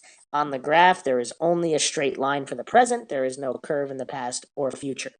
So I'm going to have to take this position because, It sounds like what you said. yeah, it makes more sense for me. So the past did happen, but it's not real at the present moment. So the ripples of it might be real as present from the ripples from something that previously existed and no longer exists. I can Butterfly. understand that, yeah. Maxwell, what do you think? Which view do you take? Yeah, I got lost in that. Really? Maxwell gets lost on everything. Why are you surprised? I just thought this was really something that attuned to him. Like, he's really keen on it.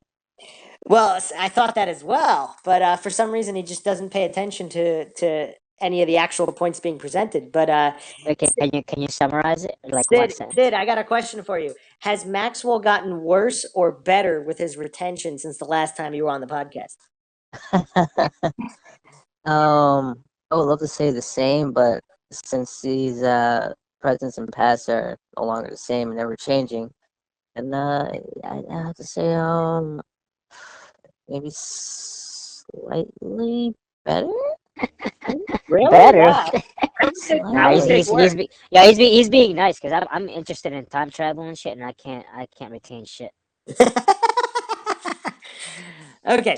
Many But present. he's retained the subject of what we're talking about, so He knows. Yeah, he's usually pretty good at remembering what the podcast was about, but he's also strayed in that regard as well. There were a couple podcasts where he did forget the subject. so Maxwell, alright, it's basically the eternalist believes that past, present, and future all have equal standing. A possibilist believes that the past and the present have equal standing, the future does not because it hasn't happened yet. A presentist believes only the present is real. So both the past and the future do not have equal standing with the present. Make sense? Oh damn, I like the presentist version. But I do that's too. like kind of like the like yeah, but that's kind of like the spiritual bullshit though. Like You've been listening to a lot of Eckhart Tolle. The power of now. Yeah. Many presentists account for the continuity of time, the time-like connection of one moment to the next moment, by appealing to the present intrinsic properties of the world. To fully describe some of these present intrinsic properties of the world, you need past and future tense truths to supervene on those properties. For example, in ordinary language, we might make the claim that George Washington camped at Valley Forge. This sentence has an implicit claim to a timeless truth. That is, it was true 500 years ago. It was true when it was happening. It is true now, and it will be true next month. Well, hold on a second. That's if that's true. Exactly. There's a whole lot of conspiracy theories about George Washington, or there could have been an error in some recording dates. So if it was really 501 or 499 years ago or whatnot, it's not necessarily a timeless truth. But okay. But according to presentism, only presently existing things are real. Thus, the proper way to understand the truth of the sentence is to translate it into a more primitive form, where the tense is captured by an operator. So, in our example, the truth of the sentence supervenes on the present according to the formulation was George Washington camps at Valley Forge. In this way, presentists can describe events in the past and future as truths that supervene on the present. It is the basis for their account of persistence through time in issues like causality and personal identity. The ultimate game of semantics. 4. Time and physics. Since the use of the term time in our definition of time travel remains ambiguous, we may further distinguish external or physical time from personal or inner time. Again, following Lewis. In the ordinary world, external time and one's personal time coincide with one another. In the world of the time traveler, they do not. So, with these two senses of time, we may further clarify time travel to occur when the duration of the journey, according to the personal time of the time traveler, does not equal the duration of the journey in external time. Most, but not all, philosophy of time concerns external time. For the purpose of natural time travel, we need to examine the scientific understanding of external time and how it has changed. A. Newtonian cosmology. Newton argued that space, time, and motion were absolute. That is, that the entire universe was a single, uniform, inertial frame, and that time passed equably throughout it according to an eternally fixed, immutable, and inexorable rate, without relation to anything external.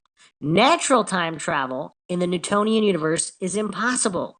There are no attributes or topography of space or time that can be exploited for natural time travel stories. Only time travel stories that exceed the bounds of Newtonian physics are possible, and scenarios described by some Wellesian time travel stories, most notably like the ones Wells himself wrote, are examples of such unscientific time travel. Several philosophers and scientists objected to the notion of absolute space, time, and motion, most notably Leibniz, Berkeley, and Mach. Mach rejected Newton's implication that there was anything substantive about time. It is utterly beyond our power to measure the changes of things by time. Quite the contrary, time is an abstraction at which we arrive by means of the change of things. This is from The Science of Mechanics, 1883. For Mach, change was more fundamental than the concept of time. We talk about time passing, but what we're really noticing is that things move and change around us. We find it convenient to talk as if there were some underlying flowering substance, like the water of a river, that carries these changes along with it. We abstract time to have a standard measuring tool by which we can quantify change. These views of Mach's were influential for the young Albert Einstein. In 1905, Einstein published his famous paper on special relativity. This theory began the transformation of our understanding of space, time, and motion. B. Special relativity. The theory of special relativity has two defining principles: the principle of relativity and the invariance of the speed of light. Briefly, the principle of relativity states that the laws of physics are the same for any inertial observer. An observer is an inertial observer if the observer's trajectory has a constant velocity and therefore is not under the influence of any force. The second principle is the invariance of the speed of light. All inertial observers measure the speed, c, of light in a vacuum as 3 by 10 to the 8th power meters per second, regardless of their velocities relative to one another. This principle was implied in Maxwell's equations of electromagnetism, 1873, and the constancy of C was verified by the Michelson-Morley interferometer experiment, 1887. There's a whole bunch of conflicting information about the Michelson-Morley experiment. But anyway, we won't get into that here. This second principle profoundly affected the model of the cosmos. The constancy of C was inconsistent with Newtonian physics. The invariance of the speed of light according to special relativity replaces the invariance of time and distance in the Newtonian universe. Intervals of space, like length, and intervals of time, and hence motion, are no longer absolute quantities. Instead of speaking of an object in a particular position independently of a particular time, we now speak of an event in which position and time are inseparable.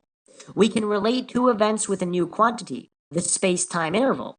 For any pair of events, the space-time interval is an absolute quantity, that is, has the same value for all inertial observers. To visualize this new quantity, one constructs space-time diagrams, Minkowski diagrams, in which an event is defined by its spatial position, usually restricted to one dimension, x, and its time, ct. Thus, a space-time interval might be null, parallel to the trajectory of light, which, because of the y-axis units, is shown at a 45-degree angle. Space-like, little or no variation in time, or time-like, little or no variation in spatial position. The following figure shows a Minkowski diagram depicting the flat spacetime of special relativity and three different spacetime intervals or world lines. What are the consequences of special relativity for time travel? First, we lose the common sense meaning of simultaneity. For example, the same event happens at two different times if one observer's initial frame is stationary relative to another observer's initial frame moving at some velocity. Furthermore, an observer in the stationary inertial frame may determine two events to have happened simultaneously, but an observer in the second moving inertial frame would see the same two events happening at different times. Thus, there is no universal or absolute external time. We can only speak of external time within one's own frame of reference. The lack of simultaneity across frames of reference means that we might experience the phenomenon of time dilation. If your frame of reference is moving at some fraction of the speed of light, your external time passes more slowly than the external time in a frame of reference that is stationary relative to yours. If we imagine that someone in the stationary frame of reference could peek at a clock in your frame of reference, they would see your clock run very slowly. So in special relativity, we can find a kind of natural time travel. An example of special relativity time travel is of an astronaut who travels some distance in the universe at a velocity near the speed of light. The astronaut's personal time elapses at the same rate it always has. He travels to his destination and then returns home to find that external time has passed there quite differently. Everyone he knew has aged more than he, or perhaps has even been dead for hundreds or thousands of years. Such stories are physically consistent with the Einsteinian universe of special relativity, but of course they remain technologically beyond our present capability. Nevertheless, they are an example of a natural time travel story adhering to the known laws of physics, which do not require exemptions to fundamental scientific principles, for example, the invariant and inviolable speed of light. But as a time travel story, they require that the time traveler also be an ordinary traveler too. That is, that he travels some distance through space at extraordinary speeds. Furthermore, this sort of natural time traveler can only time travel into the future. Conversely, from the perspective of those in the originating frame of reference, when the astronaut returns, they witness the effects of time travel to the past, perhaps, because they have a person present among them who is alive in their distant past. So natural time travel, according to special relativity, is perhaps too limited for what we normally mean by time travel, since it requires considerable spatial travel in order to work. In addition, there are other limitations, not least of which is mass-energy equivalence. This principle was published by Einstein in his second paper of 1905 entitled, "Does the inertia of a body depend upon its energy content?" Mass energy equivalence was implied by certain consequences of special relativity. Other theorists later discovered that it was suggested by Maxwell's electromagnetism theory. Mass energy equivalence is expressed by the famous formula E equals mc squared. It means that there is an energy equivalent to the mass of a particle at rest. When we harmonize mass energy equivalence with the conservation law of energy, we find that if a mass ceases to exist, its equivalent amount of energy must appear in some form. Mass is interchangeable with energy. Now only mass-less objects, like photons, can actually move at the speed of light. See that? Does nobody remember tachyons? Tachyons move faster than the speed of light, and not to mention, Tesla already debunked all of this way back when, on top of run Z cow. Can you explain what a tachyon again? Okay, so according to all of these, I guess it'd be kind of extreme to call relativity fraud, but some people believe that's what it is. According to the relativity fraud, you can't travel, no particles would travel faster than the speed of light. But tachyons were discovered quite some time ago. So a tachyon or a tachyonic particle is a hypothetical particle that always travels faster than light. Most physicists believe that faster than light particles cannot exist because they are not consistent with the known laws of physics. If such particles did exist, they could be used to build a tachyonic antitelephone and send signals faster than light, which, according to special relativity, would lead to violations of causality. This is from Wikipedia. It's saying that no experimental evidence for the existence of such particles has been found, but they have been found. I'll tell you right now, though, all those people who love to watch The Flash, they all know about it. Their obsessions. Boy. But anyway, yeah, it's kind of funny how That's pretty cool. Tachyons and shit. That's like Star Trek shit. well, physics, it's kind of funny because physics for the past 100 years, ever since the so-called fraud of relativity was brought upon the field of physics, where it was kind of taken as Einstein's self-admitted house of cards was taken as gospel truth and the foundation upon everything which was built. So it's the propaganda campaign to maintain status quo is pretty strong. So they can't, so it's kind of hard to even find, like, you have to dig pretty deep. Like, for example, they had supposedly announced, oh, they found gravitational waves, thus proving relativity.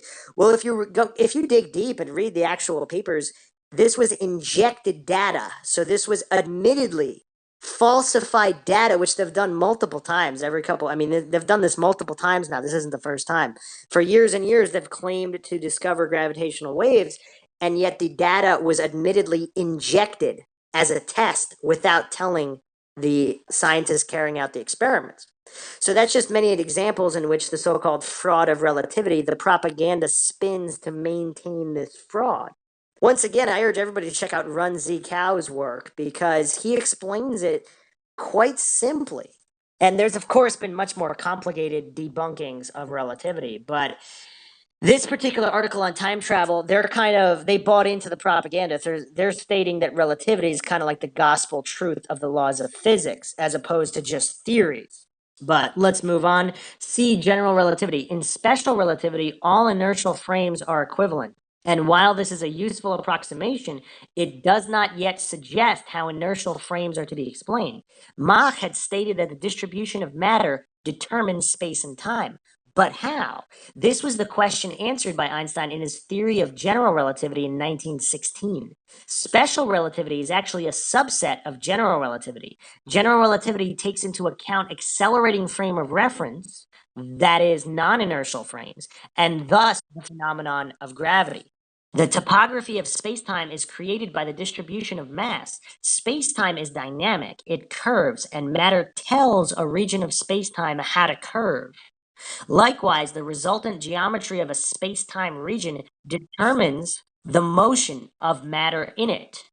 The fundamental principle in general relativity is the equivalence principle, which states that gravity and acceleration are two names designated the same phenomena. If you are accelerating upwards at a rate g in an elevator located in a region of spacetime without a gravitational field, the force you would feel and the motion of objects in the elevator with you would be indistinguishable from an elevator that is stationary with a downward uniform gravitational field of magnitude g. To be more precise, there is no force of gravity. When we observe astronauts who are in orbit over the Earth, it is not true to say that they are in an environment with no gravity. Rather, they are in free fall within the Earth's gravitational field. They are in a local inertial frame and thus do not feel the weight of their own mass. One curious effect of general relativity is that light bends when it travels near objects. This may seem strange when we remember that light has no mass. How can light be affected by gravity? Light always travels in straight lines. Light bends because the geometry of spacetime is non-Euclidean in the vicinity of any mass. The curved path of light around a massive body is only apparent. It is simply traveling a geodesic straight line. If we draw the path of an airplane traveling the shortest international route in only 2 dimensions, like on a flat map, the path appears curved. However, because the Earth itself is curved and not flat, cue the conspiracy theorists, the shortest distance, a straight line, must always follow a geodesic path. Light travels along the straight path through the various contours of spacetime. Another curious effect of general relativity is that gravity affects time. Imagine a uniformly accelerating frame, like a rocket during an engine burn. General relativity predicts that depending on one's location in the rocket, one will measure time differently. To an observer at the bottom or back of the rocket, depending on how you want to visualize its motion, a clock at the top or front of the rocket will appear to run faster. According to the principle of equivalence, then, a clock at sea level on Earth runs a little slower than a clock at the top of Mount Everest because the strength of the field is weaker the further you are from the center of mass.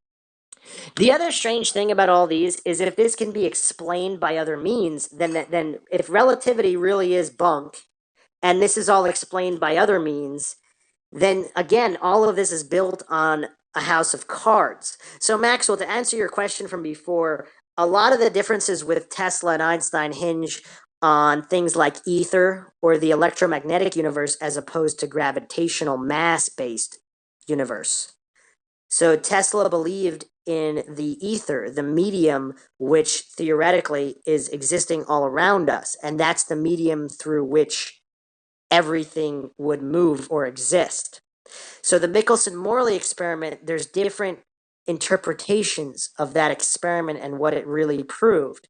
Some people allege that the results were fraudulent. I've read the actual results. It does appear to have been falsified with the intent to disprove ether for whatever reason. But if you look back throughout all the history books and the physics books, ether was once accepted as fact, and even ancient civilizations mention ether in one form or another. Tesla believed in ether, and a lot of his free energy theories and practicalities and actual experiments and inventions worked. So that's the other point. Tesla had hundreds of inventions that were proven to work. Einstein had zero. He had a bunch of theories based on assumptions taken as gospel truth, whereas Tesla had practical evidence. Again, he might be wrong, but he has hundreds and hundreds of inventions that work within his model. So that's a lot more substantive body of evidence than Einstein had, because Einstein had nothing to prove his theories, whereas Tesla had hundreds and hundreds and hundreds of examples and inventions that prove his theories. Again, they could both be wrong. The real truth could be theory C. We don't know. But does that answer your question from before, Maxwell? Yeah, that's sufficient. Okay. Are natural time travel stories possible in general relativity? Yes, they are, and some of them are quite curious. While most of space-time seems to be flat or gently rolling contours, physicists are aware of space-time regions with unusual and severe topologies such as rotating black holes. Black holes are entities that remain from the complete collapse of stars. Black holes are the triumph of gravity over all other forces and are predicted by a solution to Einstein's general relativity equations, written by Kerr in 1963. Once again, these are all just theories stated as facts. When they rotate, the singularity of the black hole creates a ring or torus, which might be traversable, unlike the static black hole, whose singularity would be an impenetrable point. If an intrepid astronaut were to position himself near the horizon of the rapidly spinning center of a black hole without falling into its center and possibly being annihilated, he would be treated to a most remarkable form of time travel. In a brief period of his personal time, he would witness an immensely long time span in the universe beyond the black hole horizon. His space-time region would be so far removed from the external time of the surrounding cosmos that he conceivably could witness thousands, millions, or billions of years elapse. This is a kind of natural time travel. However, it severely restricts the activity of the astronaut, time traveler, and he is limited to travel into the future. Are there solutions to general relativity that allow natural time travel into the past? Yes, but unlike rotating black holes, they remain only theoretical possibilities. Einstein's neighbor in Princeton, Kurt Gödel, developed one such solution. In 1949, Gödel discovered that some world lines in closed spacetime could curve so severely that they curve back onto themselves, forming a loop in spacetime. These loops are known as closed time-like curve, CTCs. If you were an object on a CTC world line, you would eventually arrive at the same spacetime position from which you started. That is, your older self would appear at one of its own earlier spacetime points. Gödel's CTC spacetime describes a rotating universe. Thus, it is an extreme case for a CTC because it is globally intrinsic to the structure of the universe. It is not considered a realistic solution since current cosmological theory states that the universe is expanding, not rotating. One type of spacetime region that a natural time traveler might exploit is a wormhole. Two black holes whose throats are linked by a tunnel. Wormholes would connect two regions of space and two regions of time as well. Physicist Kip Thorne speculated that if one could trap one of the black holes that comprise the mouths of the wormhole, it would be conceivable to transport it, preferably at speeds near the speed of light. The moving black hole would age more slowly than the stationary black hole at the other end of the wormhole because of time dilation. Eventually, the two black holes would become unsynchronized and exist in different external times. The natural time traveler could then enter the stationary black hole and emerge from the wormhole some years earlier than when he departed. Unfortunately for a time traveler, if wormholes exist naturally, many scientists think they are probably quite unstable, particularly if quantum effects are taken into account. So any natural wormhole would require augmentation from exotic phenomena like negative energy in order to be useful as a time machine. Another type of CTC suggested by Gott, 1991, employs two infinitely long and very fast-moving cosmic strings of extremely dense material. The atom with strings would have to travel parallel to one another in opposite directions. As they rushed past one another, they would create severely curved spacetime, such that spacetime curved back on itself. The natural time traveler would be prepared to exploit these conditions at just the right moment and fly his spaceship around the two strings. If executed properly, he would return to his starting point in space, but at an earlier time. One common feature of all CTCs, whether it is the global Gödelian rotating universe or the local regions of rolled up spacetime around a wormhole or cosmic strings, is that they are solutions to general relativity that would describe CTCs as already built into the universe. The natural time traveler would have to seek out these structures through ordinary travel and then exploit them. So far, we are not aware of any solution to general relativity that describes the evolution of a CTC in a space-time region where time travel had not been possible previously. However, it is usually assumed that there are such solutions to these equations. These solutions would entail particular physical constraints. One constraint would be the creation of a singularity in a finite region of space-time. To enter the region where time travel might be possible, one would have to cross the Cauchy horizon, the hourglass-shaped, for two crossing cosmic strings, boundary of the singularity in which the laws of physics are unknown. Were such a CTC constructed, a second constraint would limit the external time that would be accessible to the time traveler.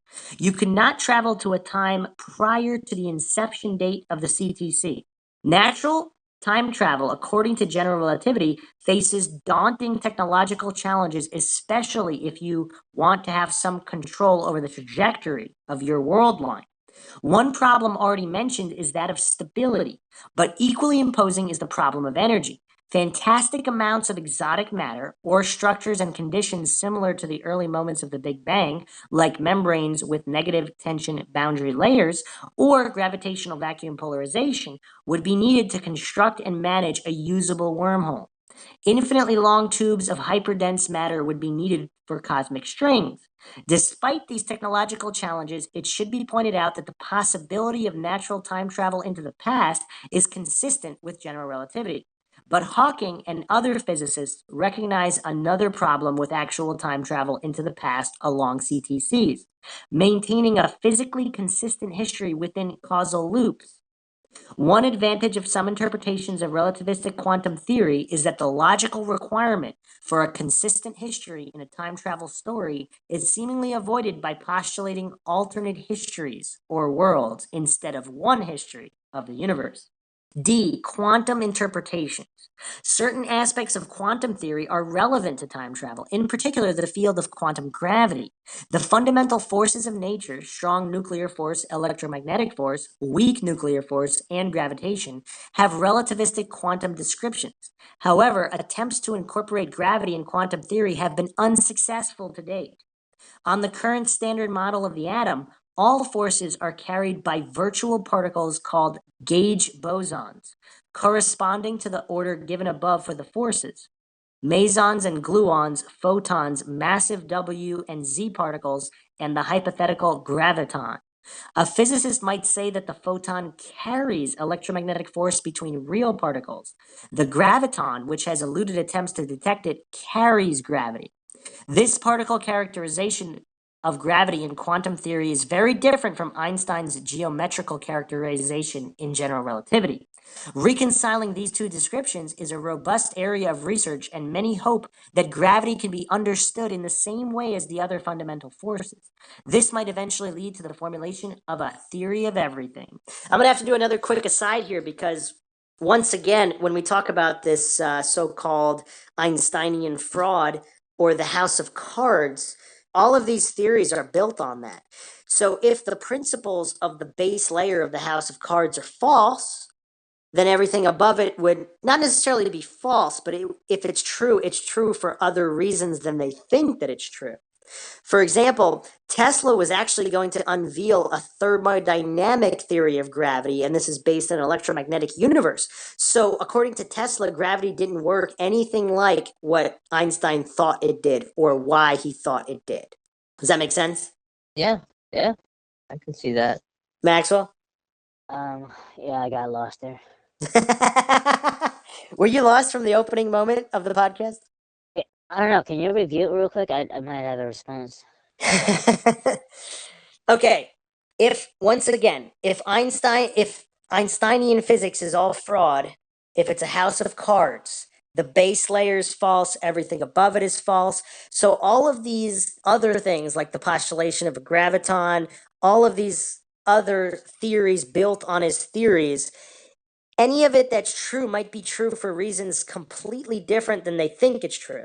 So when they measure something, they might think it's because of XYZ in Einsteinian physics, when it's really because of ABC in something completely different. For example, Nikola Tesla was actually going to unveil a thermodynamic theory of gravity, which he actually never got to do. He alluded to it, but then he died, or depending on which conspiracy theory you believe in, he might have been killed, even though he was very old. But he was going to unveil his thermodynamic theory of gravity, which might explain the universe much better. Once again, he had hundreds of inventions that actually worked.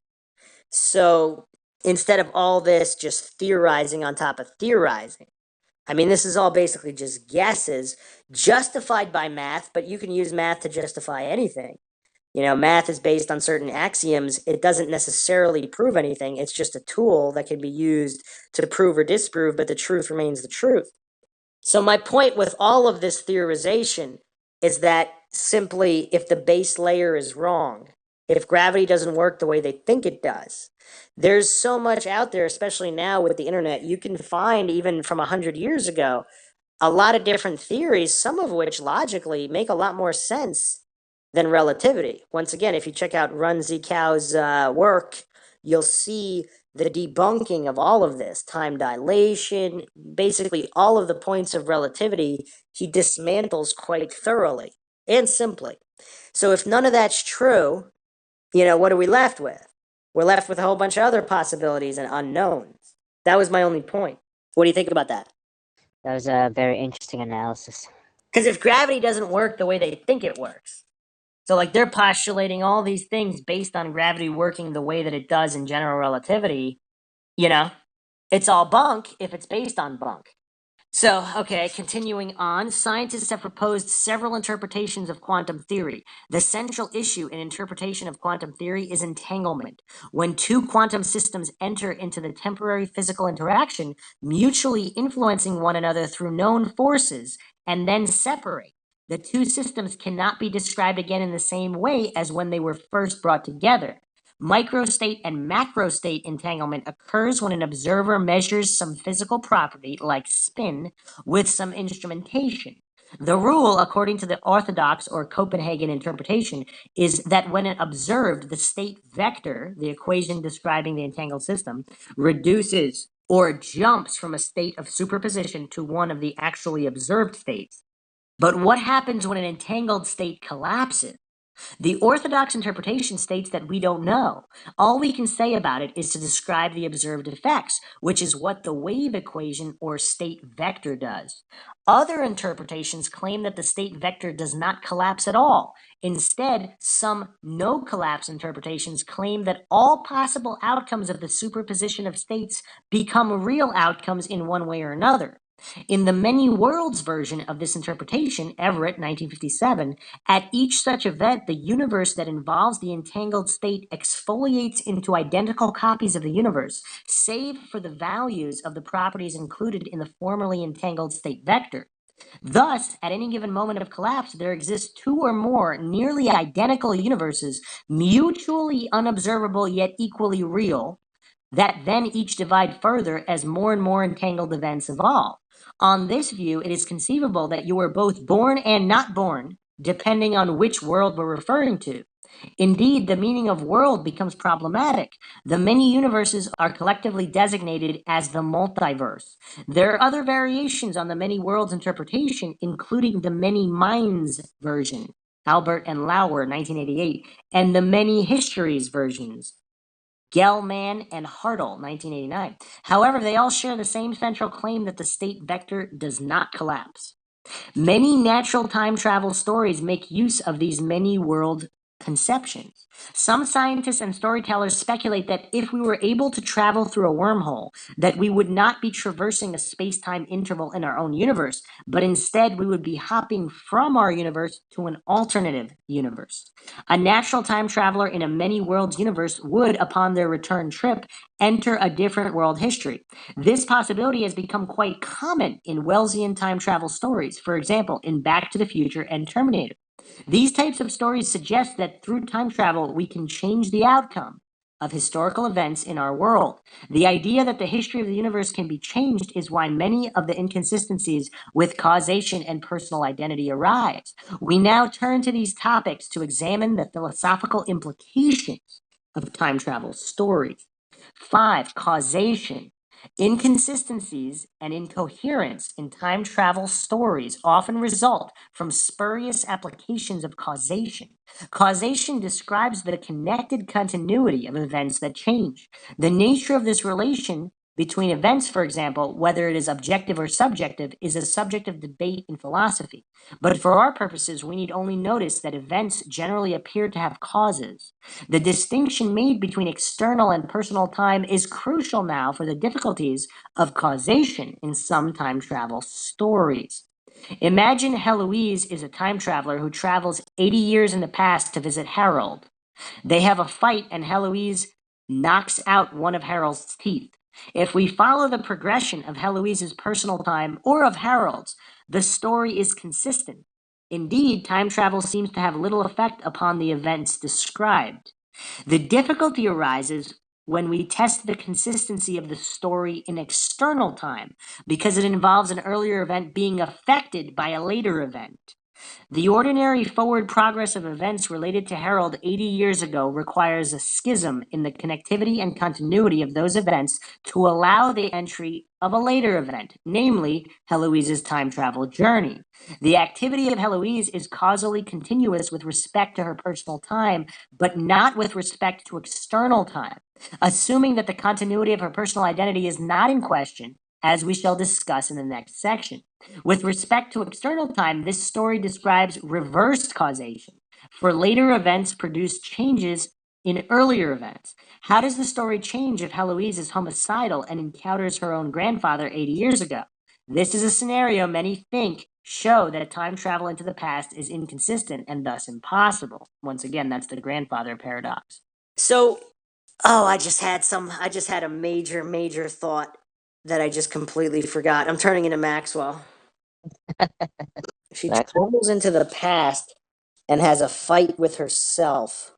Or she has a fight with somebody else. And the butterfly effect. Okay. I got it. Okay, so check this out. So you know how, so we could link this to deja vu or the Mandela effect or some of these other wackiness.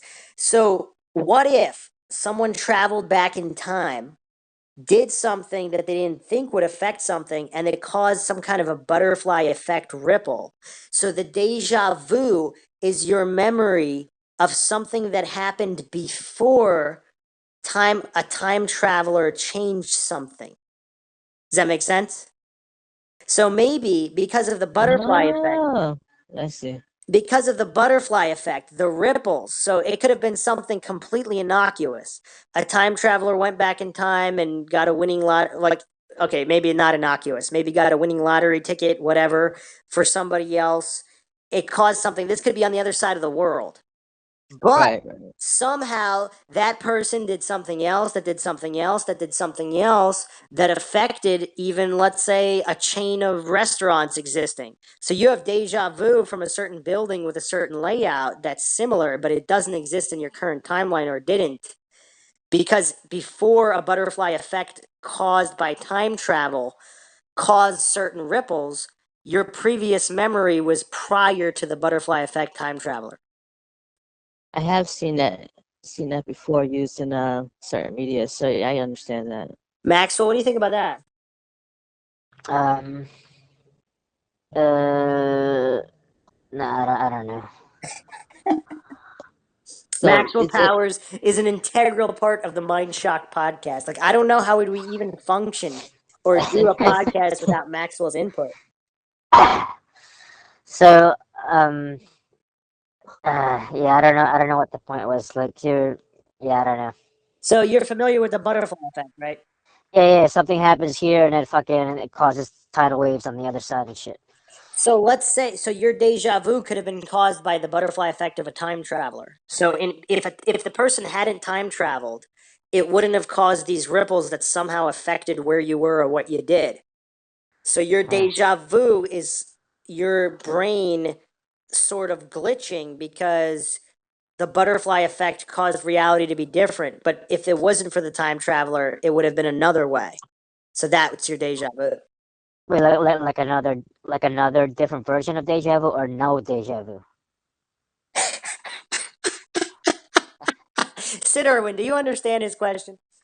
Like you're saying, actually I let's say do. you're saying if it wasn't for a time traveler, you would not have deja vu, Correct. or okay. That particular, because if the time traveler didn't cause a butterfly effect ripple, your deja vu wouldn't be deja vu because reality would have played out differently in the timeline if not for the butterfly effect. Funny you put that way, 'cause I thought it'd be more a different. When you said different deja vu, I got in the sense where, okay, you feel deja vu because you feel like you're doing a certain aspect again, Even right? if A you certain hadn't action, done it before, right? But what if you right? had done it before prior to a time traveler causing a butterfly effect? Well, with butterfly effect, I'm saying in the sense that does that directly mean that you will end up still like it doesn't affect you in the sense that you could you're still going to end up doing the same action, or would you be doing the Well, same no, action, because or do a different action? if there was no time traveler, you would have performed the action and it wouldn't be deja vu. Oh, okay, I see what you're It saying. would just be a regular memory. Oh Wait, yeah. shit! I finally got it, dude. That shit's Finally, awesome. we're mind shocking Maxwell, but isn't that crazy to think about? That's fucking awesome. Yeah, I just came up with that right now. It's just Wait. That's your shit. well, yeah, I just came up with that right now. That's awesome. Well, all the memories that you have that That's a movie. yeah. Maxwell's got a weird obsession with movies. I brought this up before, Sid, but I actually asked Maxwell why he even bothers watching movies because he's not going to remember what was in the movie anyway. All right, let's move Yeah. on to causal loops. So, a causal loop is a chain of causes that closes back in on itself. A causes B, which causes C, which causes X, which causes A, which causes B, and so on ad infinitum. This sequence of events is exploited in some natural and Wellesian time travel stories. It is a point of debate whether all time travel stories involving time travel to the past include causal loops. As we have seen, causal loops can occur when extraordinary cosmic structures curve space-time in a negative direction. Wellesian time travel stories with causal loops describe scenarios like the following one by Keller and Nelson, 2001. Jennifer, a young teenager, is visited by an old woman who materializes in her bedroom. The old woman describes intimate details that only Jennifer would know and thus convinces Jennifer to pursue a professional tennis career. Jennifer does exactly as the old woman suggested and eventually retires, successful and happy. One day, she comes into the possession of a time machine and decides to use it to travel back in time so that she might try to make her teenage years happier. Jennifer travels back into the past and stands before a person she recognizes as her younger self. Jennifer begins to talk to the teenager about hidden talents and the bright future before her as a tennis professional. At the end of their conversation, Jennifer activates the time machine and returns to her original timeline. We can describe the causal loop in Keller and Nelson's story as follows. The story contained within the causal loop is presented on the left side. At event C, the story splits with the causal loop continuing along C1 and the exit from the loop beginning at C2. At C2, the world line of Jennifer occurs outside the causal loop events. Thus, A, Jennifer is visited in her bedroom by teenage Jennifer is visited in her bedroom by old Jennifer. B, teenage and old Jennifer talk about tennis. C1, teenage Jennifer says goodbye. C2, old Jennifer says goodbye. D1, teenage Jennifer matures and has a successful tennis career. D2, old Jennifer returns to her original timeline. E, Jennifer obtains a time machine. F, Jennifer uses the time machine to travel back in time. A, Jennifer, the teenager, is visited in her bedroom by old Jennifer. B, ad infinitum. So the events of Jennifer's life include a causal loop. Some of those events have no beginning and no end. What is the problem with the story? Each moment of the causal sequence is explicable in terms of the prior events. But where or when did the crucial information that Jennifer would have a successful tennis career come from originally? While each part of the causal sequence makes sense, the causal loop as a whole is surprising because it includes information ex nihilo. It is controversial whether such uncaused causes are possible. Some philosophers, for example, Meller, 1998, think that causal loop time travel stories are impossible because causal loops are themselves impossible. They argue that time and causality must progress in the same direction. Other philosophers, for example, Horwich, 1987, argue that while causal loops are not impossible, they are highly implausible, and thus space-time does not permit time travel into the local past, like one's own life, because fantastic amounts of energy would be required. Still, other philosophers, for example, Lewis, think that causal loops are possible because at least some events, like the Big Bang, appear to be events without causes, introducing information ex nihilo. Which, by the way, Maxwell and I have discussed this like ad nauseum. The Big Bang violates, obviously, the laws of thermodynamics because energy cannot be created or destroyed. So, how could something come from nothing? And then, how could animals and humans come from a rock? Like, where's all that extra energy? Any thoughts on that, Sid? That mentioned, I mean, I agree with that wholeheartedly.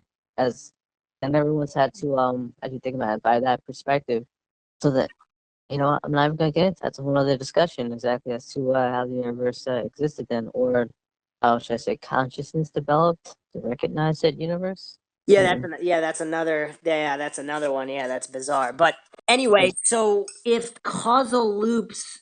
But I get that. That always has been one of the bigger issues with causal loops. Is just the question of how it began, or to cause it to be even to exist like that, and then go on and so on and so forth.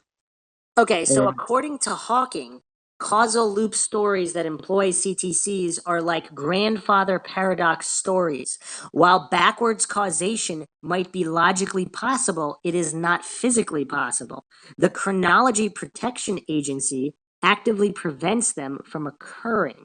The laws of physics conspire such that natural time travel into the past thwarts backwards or reverse causation. In closed space-time, the Cauchy horizon of a CTC acts as an impenetrable barrier to a time-like world line for objects. If a time traveler could travel to the past, whether or not that past included their younger self, they are prevented from interacting with the events of the past. If causal loops are possible, then the objects may interact with the events of the past, but only in a consistent way. That is, only in a way that preserves the already established events of the past. Perhaps we could call it the CTC prime directive. See Ray Bradbury's short story, A Sound of Thunder. Causal loops, like any other aporia of uncaused causes, occupy the inexplicable perimeter of philosophical thought about causation. Nevertheless, causal loop stories like that of Jennifer raises another issue: personal identity. 6, personal identity. The old Jennifer travels back in time to talk with her younger self. Are there two Jennifers or just one Jennifer?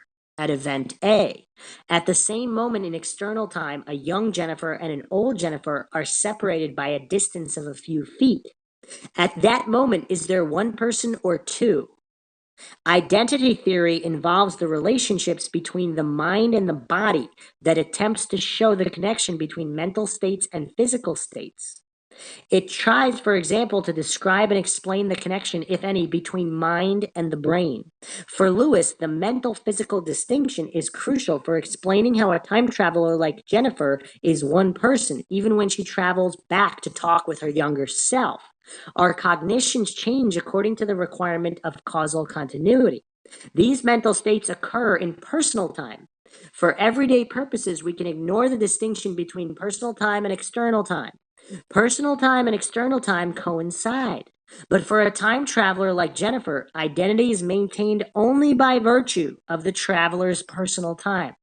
Their mental states continue like anyone else's. And at any given point in personal time, later mental states do not cause earlier ones. In the case of Jennifer, it is therefore proper to say that at event A in her life, there is only one person, even though it is also true to say from an external perspective that she has two different bodies present at event A. Is that mind-boggling or what? Is it two different consciousnesses, or is it one with two different bodies and two different brains? Huh. That is interesting. Yeah, this is definitely the least looked at aspect, I think, of time travel. I've definitely spent the least amount of time on this. Because can your consciousness exist simultaneously? Obviously, it's two different bodies with two different Right. brains. But technically, I suppose it would be two different consciousnesses because each of them is experiencing reality. They're conscious of reality. I would have to think so. Well,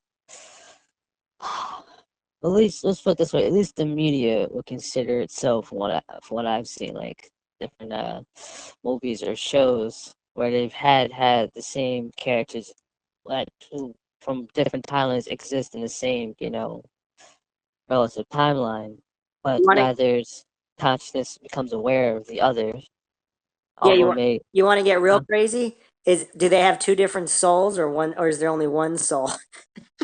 that's a good question. I wonder about that too. But I feel like if you Maxwell's an expert in souls. What do you think? Um. Uh. Yeah, it's kind of messed up. That's all you got? Well, it. Well, the nature of souls, I really don't understand either. I mean, like, I don't know. I don't even know if I believe in souls. So, like, so a double soul, like, based on the soul theory. Um, I don't know. That's interesting to think about, though. Make a good movie alongside with the other one. Lewis's distinction between the sense in which you can and the sense in which you can't has its coda in the subject of personal identity. In the sense of personal time, Jennifer is one person who is perceiving another person from either Jennifer's perspective. The older Jennifer's materialization into the presence of the younger Jennifer is strange, to be sure, but in a time travel story, it is explicable. I think this might actually hold the key to understanding time travel, actually. I'm just thinking now, looking at all this, if is your consciousness linked to your specific timeline? So, in certain fields of philosophy, especially some New Age theories and some ancient civilizations, their belief systems, some of them believe that all reality is personally created for you. So, if we're going ancient Hindu, in the Hindu model of the universe, God is the collective consciousness of every single person on earth. So we're all the same entity. So God is just experiencing reality in different consciousnesses, but there's one source, and that's what God is. So when you experience your life, you're experiencing your personal reality for your personal consciousness. Does that make sense? I get that theory set up. I usually hear it more when people apply it to like the afterlife for themselves. Well, if we want to get real crazy, who's to say this existence isn't the afterlife? I can't lie, I've thought that quite a few times myself. If there's multiple layers of reality in different realms, so like again, the Hindu system has it's pretty interesting. We'll definitely be doing some dedicated podcasts on that. But the fact that thousands of years ago they already had this model, I mean, it incorporated some quantum physics. It incorporates a lot of these advanced physics models thousands of years ago. But the point is, if reality is made specifically for each consciousness, that would mean that your version of you has their own reality. So at any given point in time, that's your reality. So young Jennifer, that's her particular consciousness linked to her timeline. Whereas the old Jennifer who time travels, her timeline, her reality is her personal timeline. And that would mean when she's going back in time, that's her version of reality. So that means the reality or the world line is linked to a specific consciousness, and that they're two different consciousnesses. And is that the key to understanding all of time travel? So it's almost like it doesn't matter if you time travel or if you don't time travel. Either way, your reality is linked to your consciousness. Maxwell, thoughts on that? I got nothing. Me and Sid are so shocked at that. I mean, I'm just shocked and appalled. Usually you have so much to offer the conversation. Okay, can you repeat the question again? I'm just saying, if all of reality, your experiencing of reality, is linked to your consciousness, so someone else's reality is linked to their consciousness. So I mean, there's an old Native American quote I remember reading somewhere that "Wake up, the Creator has made a new day for you." So that would mean like all of the mountains and hills and animals and people were all made specifically just for you in your unique life and your unique experience to your consciousness. So everybody has their own unique reality that they experience. So if you time travel, that's your unique reality, which would mean it's linked to your consciousness. So your timeline and reality is linked to your consciousness, whether or not you time travel. That's what I just said before. So it's almost like there is no objective reality for everybody. It's like everyone has their own unique reality, which is true to their consciousness. Huh. Maxwell, you don't get it? So my reality is like based as is unique to my own, or some shit like that. All right, let's finish this up. Maxwell's fading fast. Lewis's distinction between the sense in which you can and the sense in which you can't has its coda in the subject of personal identity. In the sense of personal time, Jennifer is one person who is perceiving another person from either Jennifer's perspective. The older Jennifer materializes into the presence of the younger Jennifer is strange to be sure, but in a time travel story, it is explicable. Regardless, in her personal time, the causal continuity of her perception and thus mental states is consistent.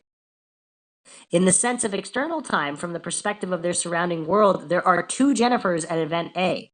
The mental state of younger Jennifer is not identical to the mental state of older Jennifer. But those mental states, these stages of Jennifer's life, are not duplicates of the same stage, rather two moments of personal time overlap at one moment of external time. So is it still proper to say that there are two of her? Lewis argues no, it is not.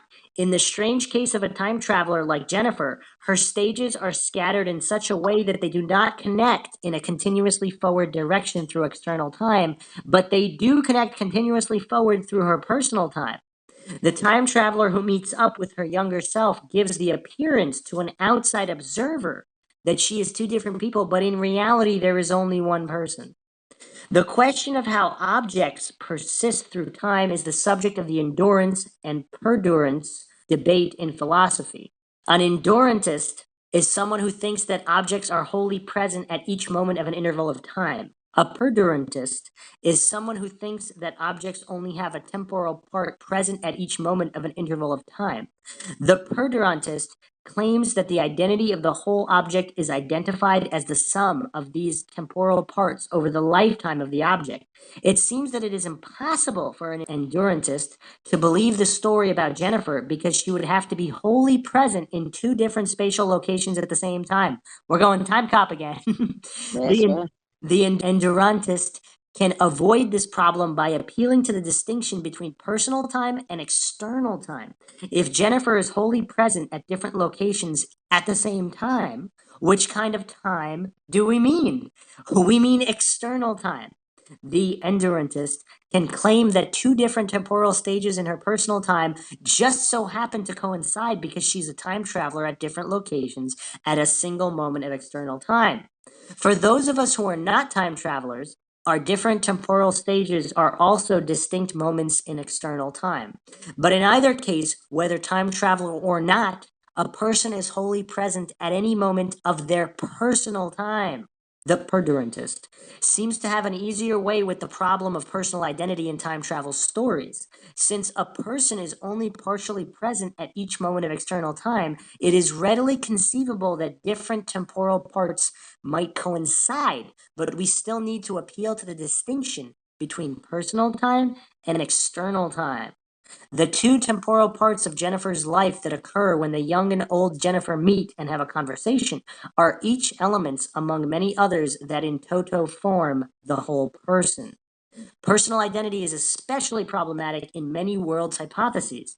Consider the case of Heloise and her desire to murder her grandfather. According to the many worlds hypothesis, she travels back in time, but by doing so, also skips into another universe.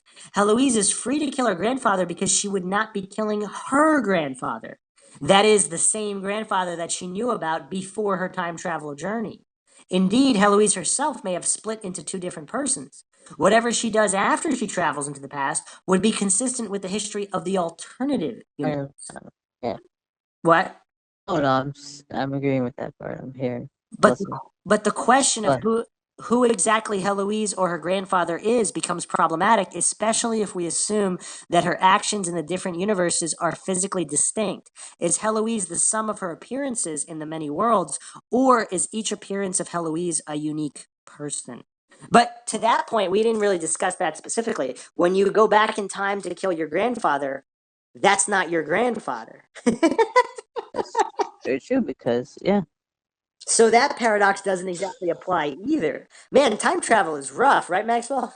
and again, that's if you kill your grandfather before he has his own children, at least it's them having you. But Yes. either way, whether he does or he doesn't, in both scenarios, that's Oh still yeah, should not be technically, your grandfather. and to a different. If you're brought to a different universe, then yeah, technically that isn't your grandfather. Now, why is it that again? These are really rough brain teasers. But why? Let's say there are infinite universes in the multiverse.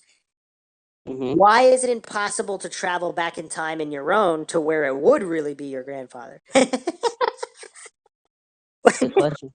Now, like, let's say there are infinite universes, multiverse theory, many worlds theory, whatever. Let's say that's true. Who's to say you can't travel back in your own as well as in others?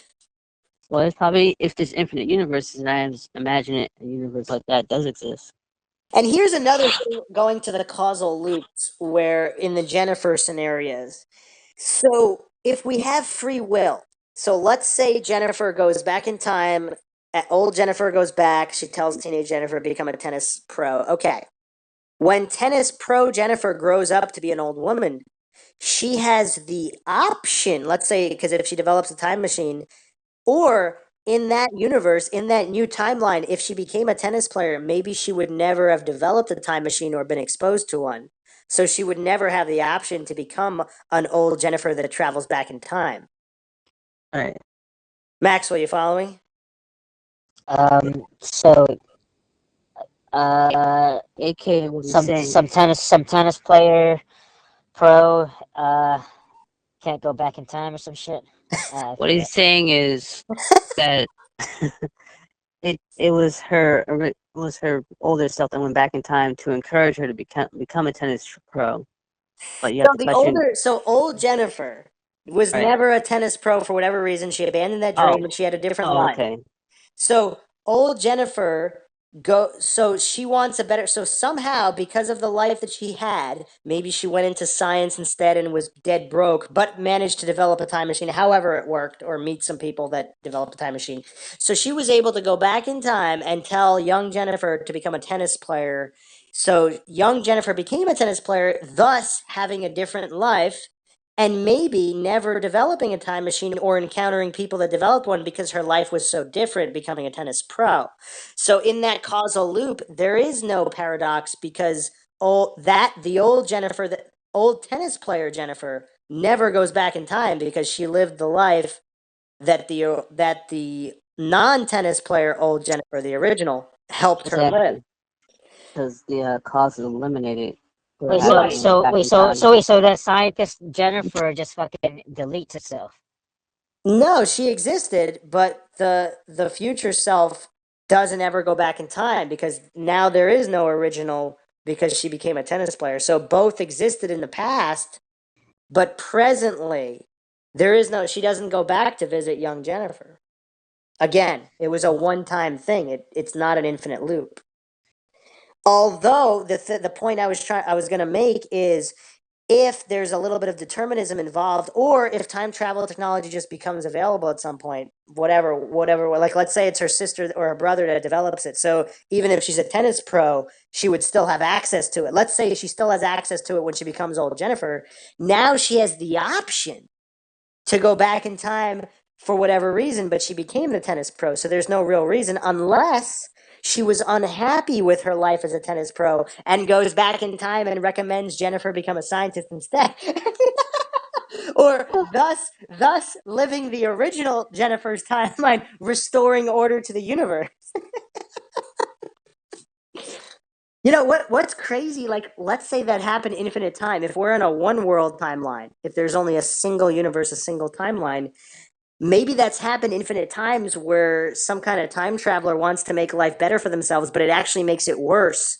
Thus, the loop is not a real loop, but it's a restoration cycle. Oh. Because there is one timeline that's kind of meant to happen through determinism. What do you think about that, Maxwell? Um, it's it's not making sense because I don't know. I don't understand. I don't understand what you mean by restoration like loop thing. I just explained it. Well, If it's Jennifer, not clicking in because Jennifer, the scientist would not be a scientist if no, it turns pro and shit. forget the scientist. Old Jennifer lived X life, and wasn't happy with it. So she goes back to tell teenage Jennifer to live Y life. So teenage Jennifer grows up, lives the Y life, but she's not happy with it. So she goes back in time again and tells teenage Jennifer to not live the Y life. So she actually lives the original X life, which maybe is better. So are you saying that the Y never happened and it turns into X instead?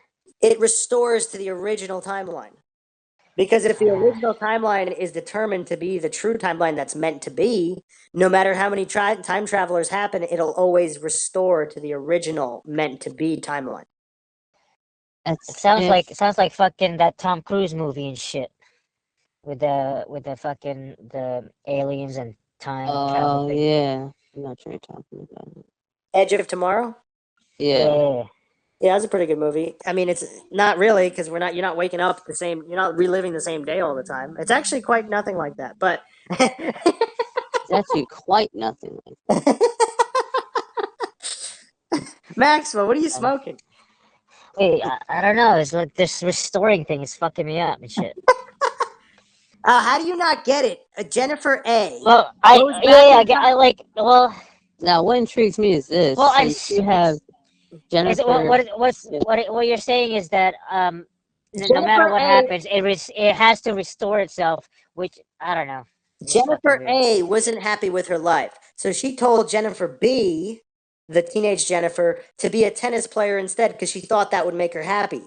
But Jennifer B grows up being a tennis player and she's actually not that happy. So she goes in time and tells Jennifer C not to be a tennis player. So Jennifer C grows up living Jennifer A's life. How does that not make sense? Okay, so it turns into a fucking scientist instead of a fucking tennis player. Forget Actor, scientist and scientist. tennis player. But Jennifer still. C lives Jennifer A's life.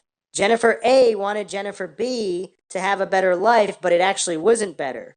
So Jennifer B went back in time to tell Jennifer C. These are all the same person, but this is the third. This is So it's like, are these three different timelines because yes. like three different universes? No, this is all the same universe.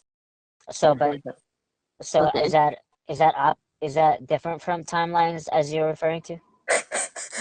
Your question has nothing to do with what I'm saying. This is my question. My observation makes it interesting. Wouldn't that cause a causal loop?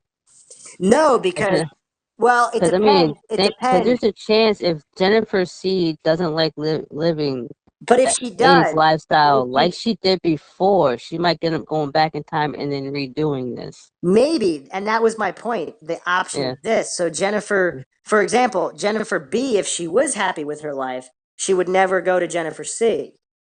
But if Jennifer C might have lived Jennifer A's life, but because a time traveler told her to, she thought that was the better life, so she doesn't go back and change it and make a Jennifer D to live Jennifer B's life. Remember, if that's the logic used, Jennifer A came back to tell Jennifer B not to live said life because this one has the potential to be better.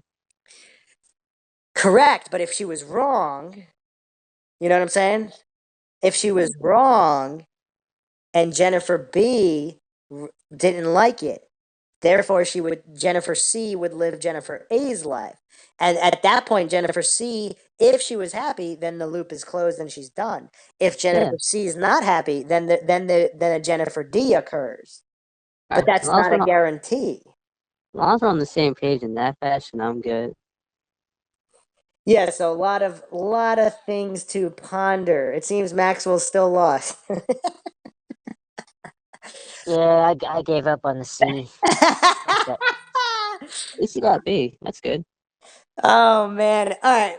Well, we got plenty more time travel episodes coming up where we're going to explore a lot more in the problems and explanations for different theories of time travel. And we will also be getting into actual time machines that were built and actual alleged time travelers with varying degrees of evidence in future podcasts. So we hope you enjoyed another edition of the Mindshock podcast. If you like our podcast, you can donate to our PayPal. Just check the link in the description. Make sure you subscribe to the channel. Hit the bell for notifications. And if you like the video, hit the like button. Feel free to share it across social media platforms. Any questions, comments, criticisms, praise, or insults to either of us or Maxwell, feel free to leave that in the comments as well. And also make sure to like our Facebook page, and you can check us out on Reddit, Twitter, and Patreon as well. This is Bruce McGuire signing off. And Maxwell Powers. And Sid Aaron wishing you farewell. We'll see you guys next time.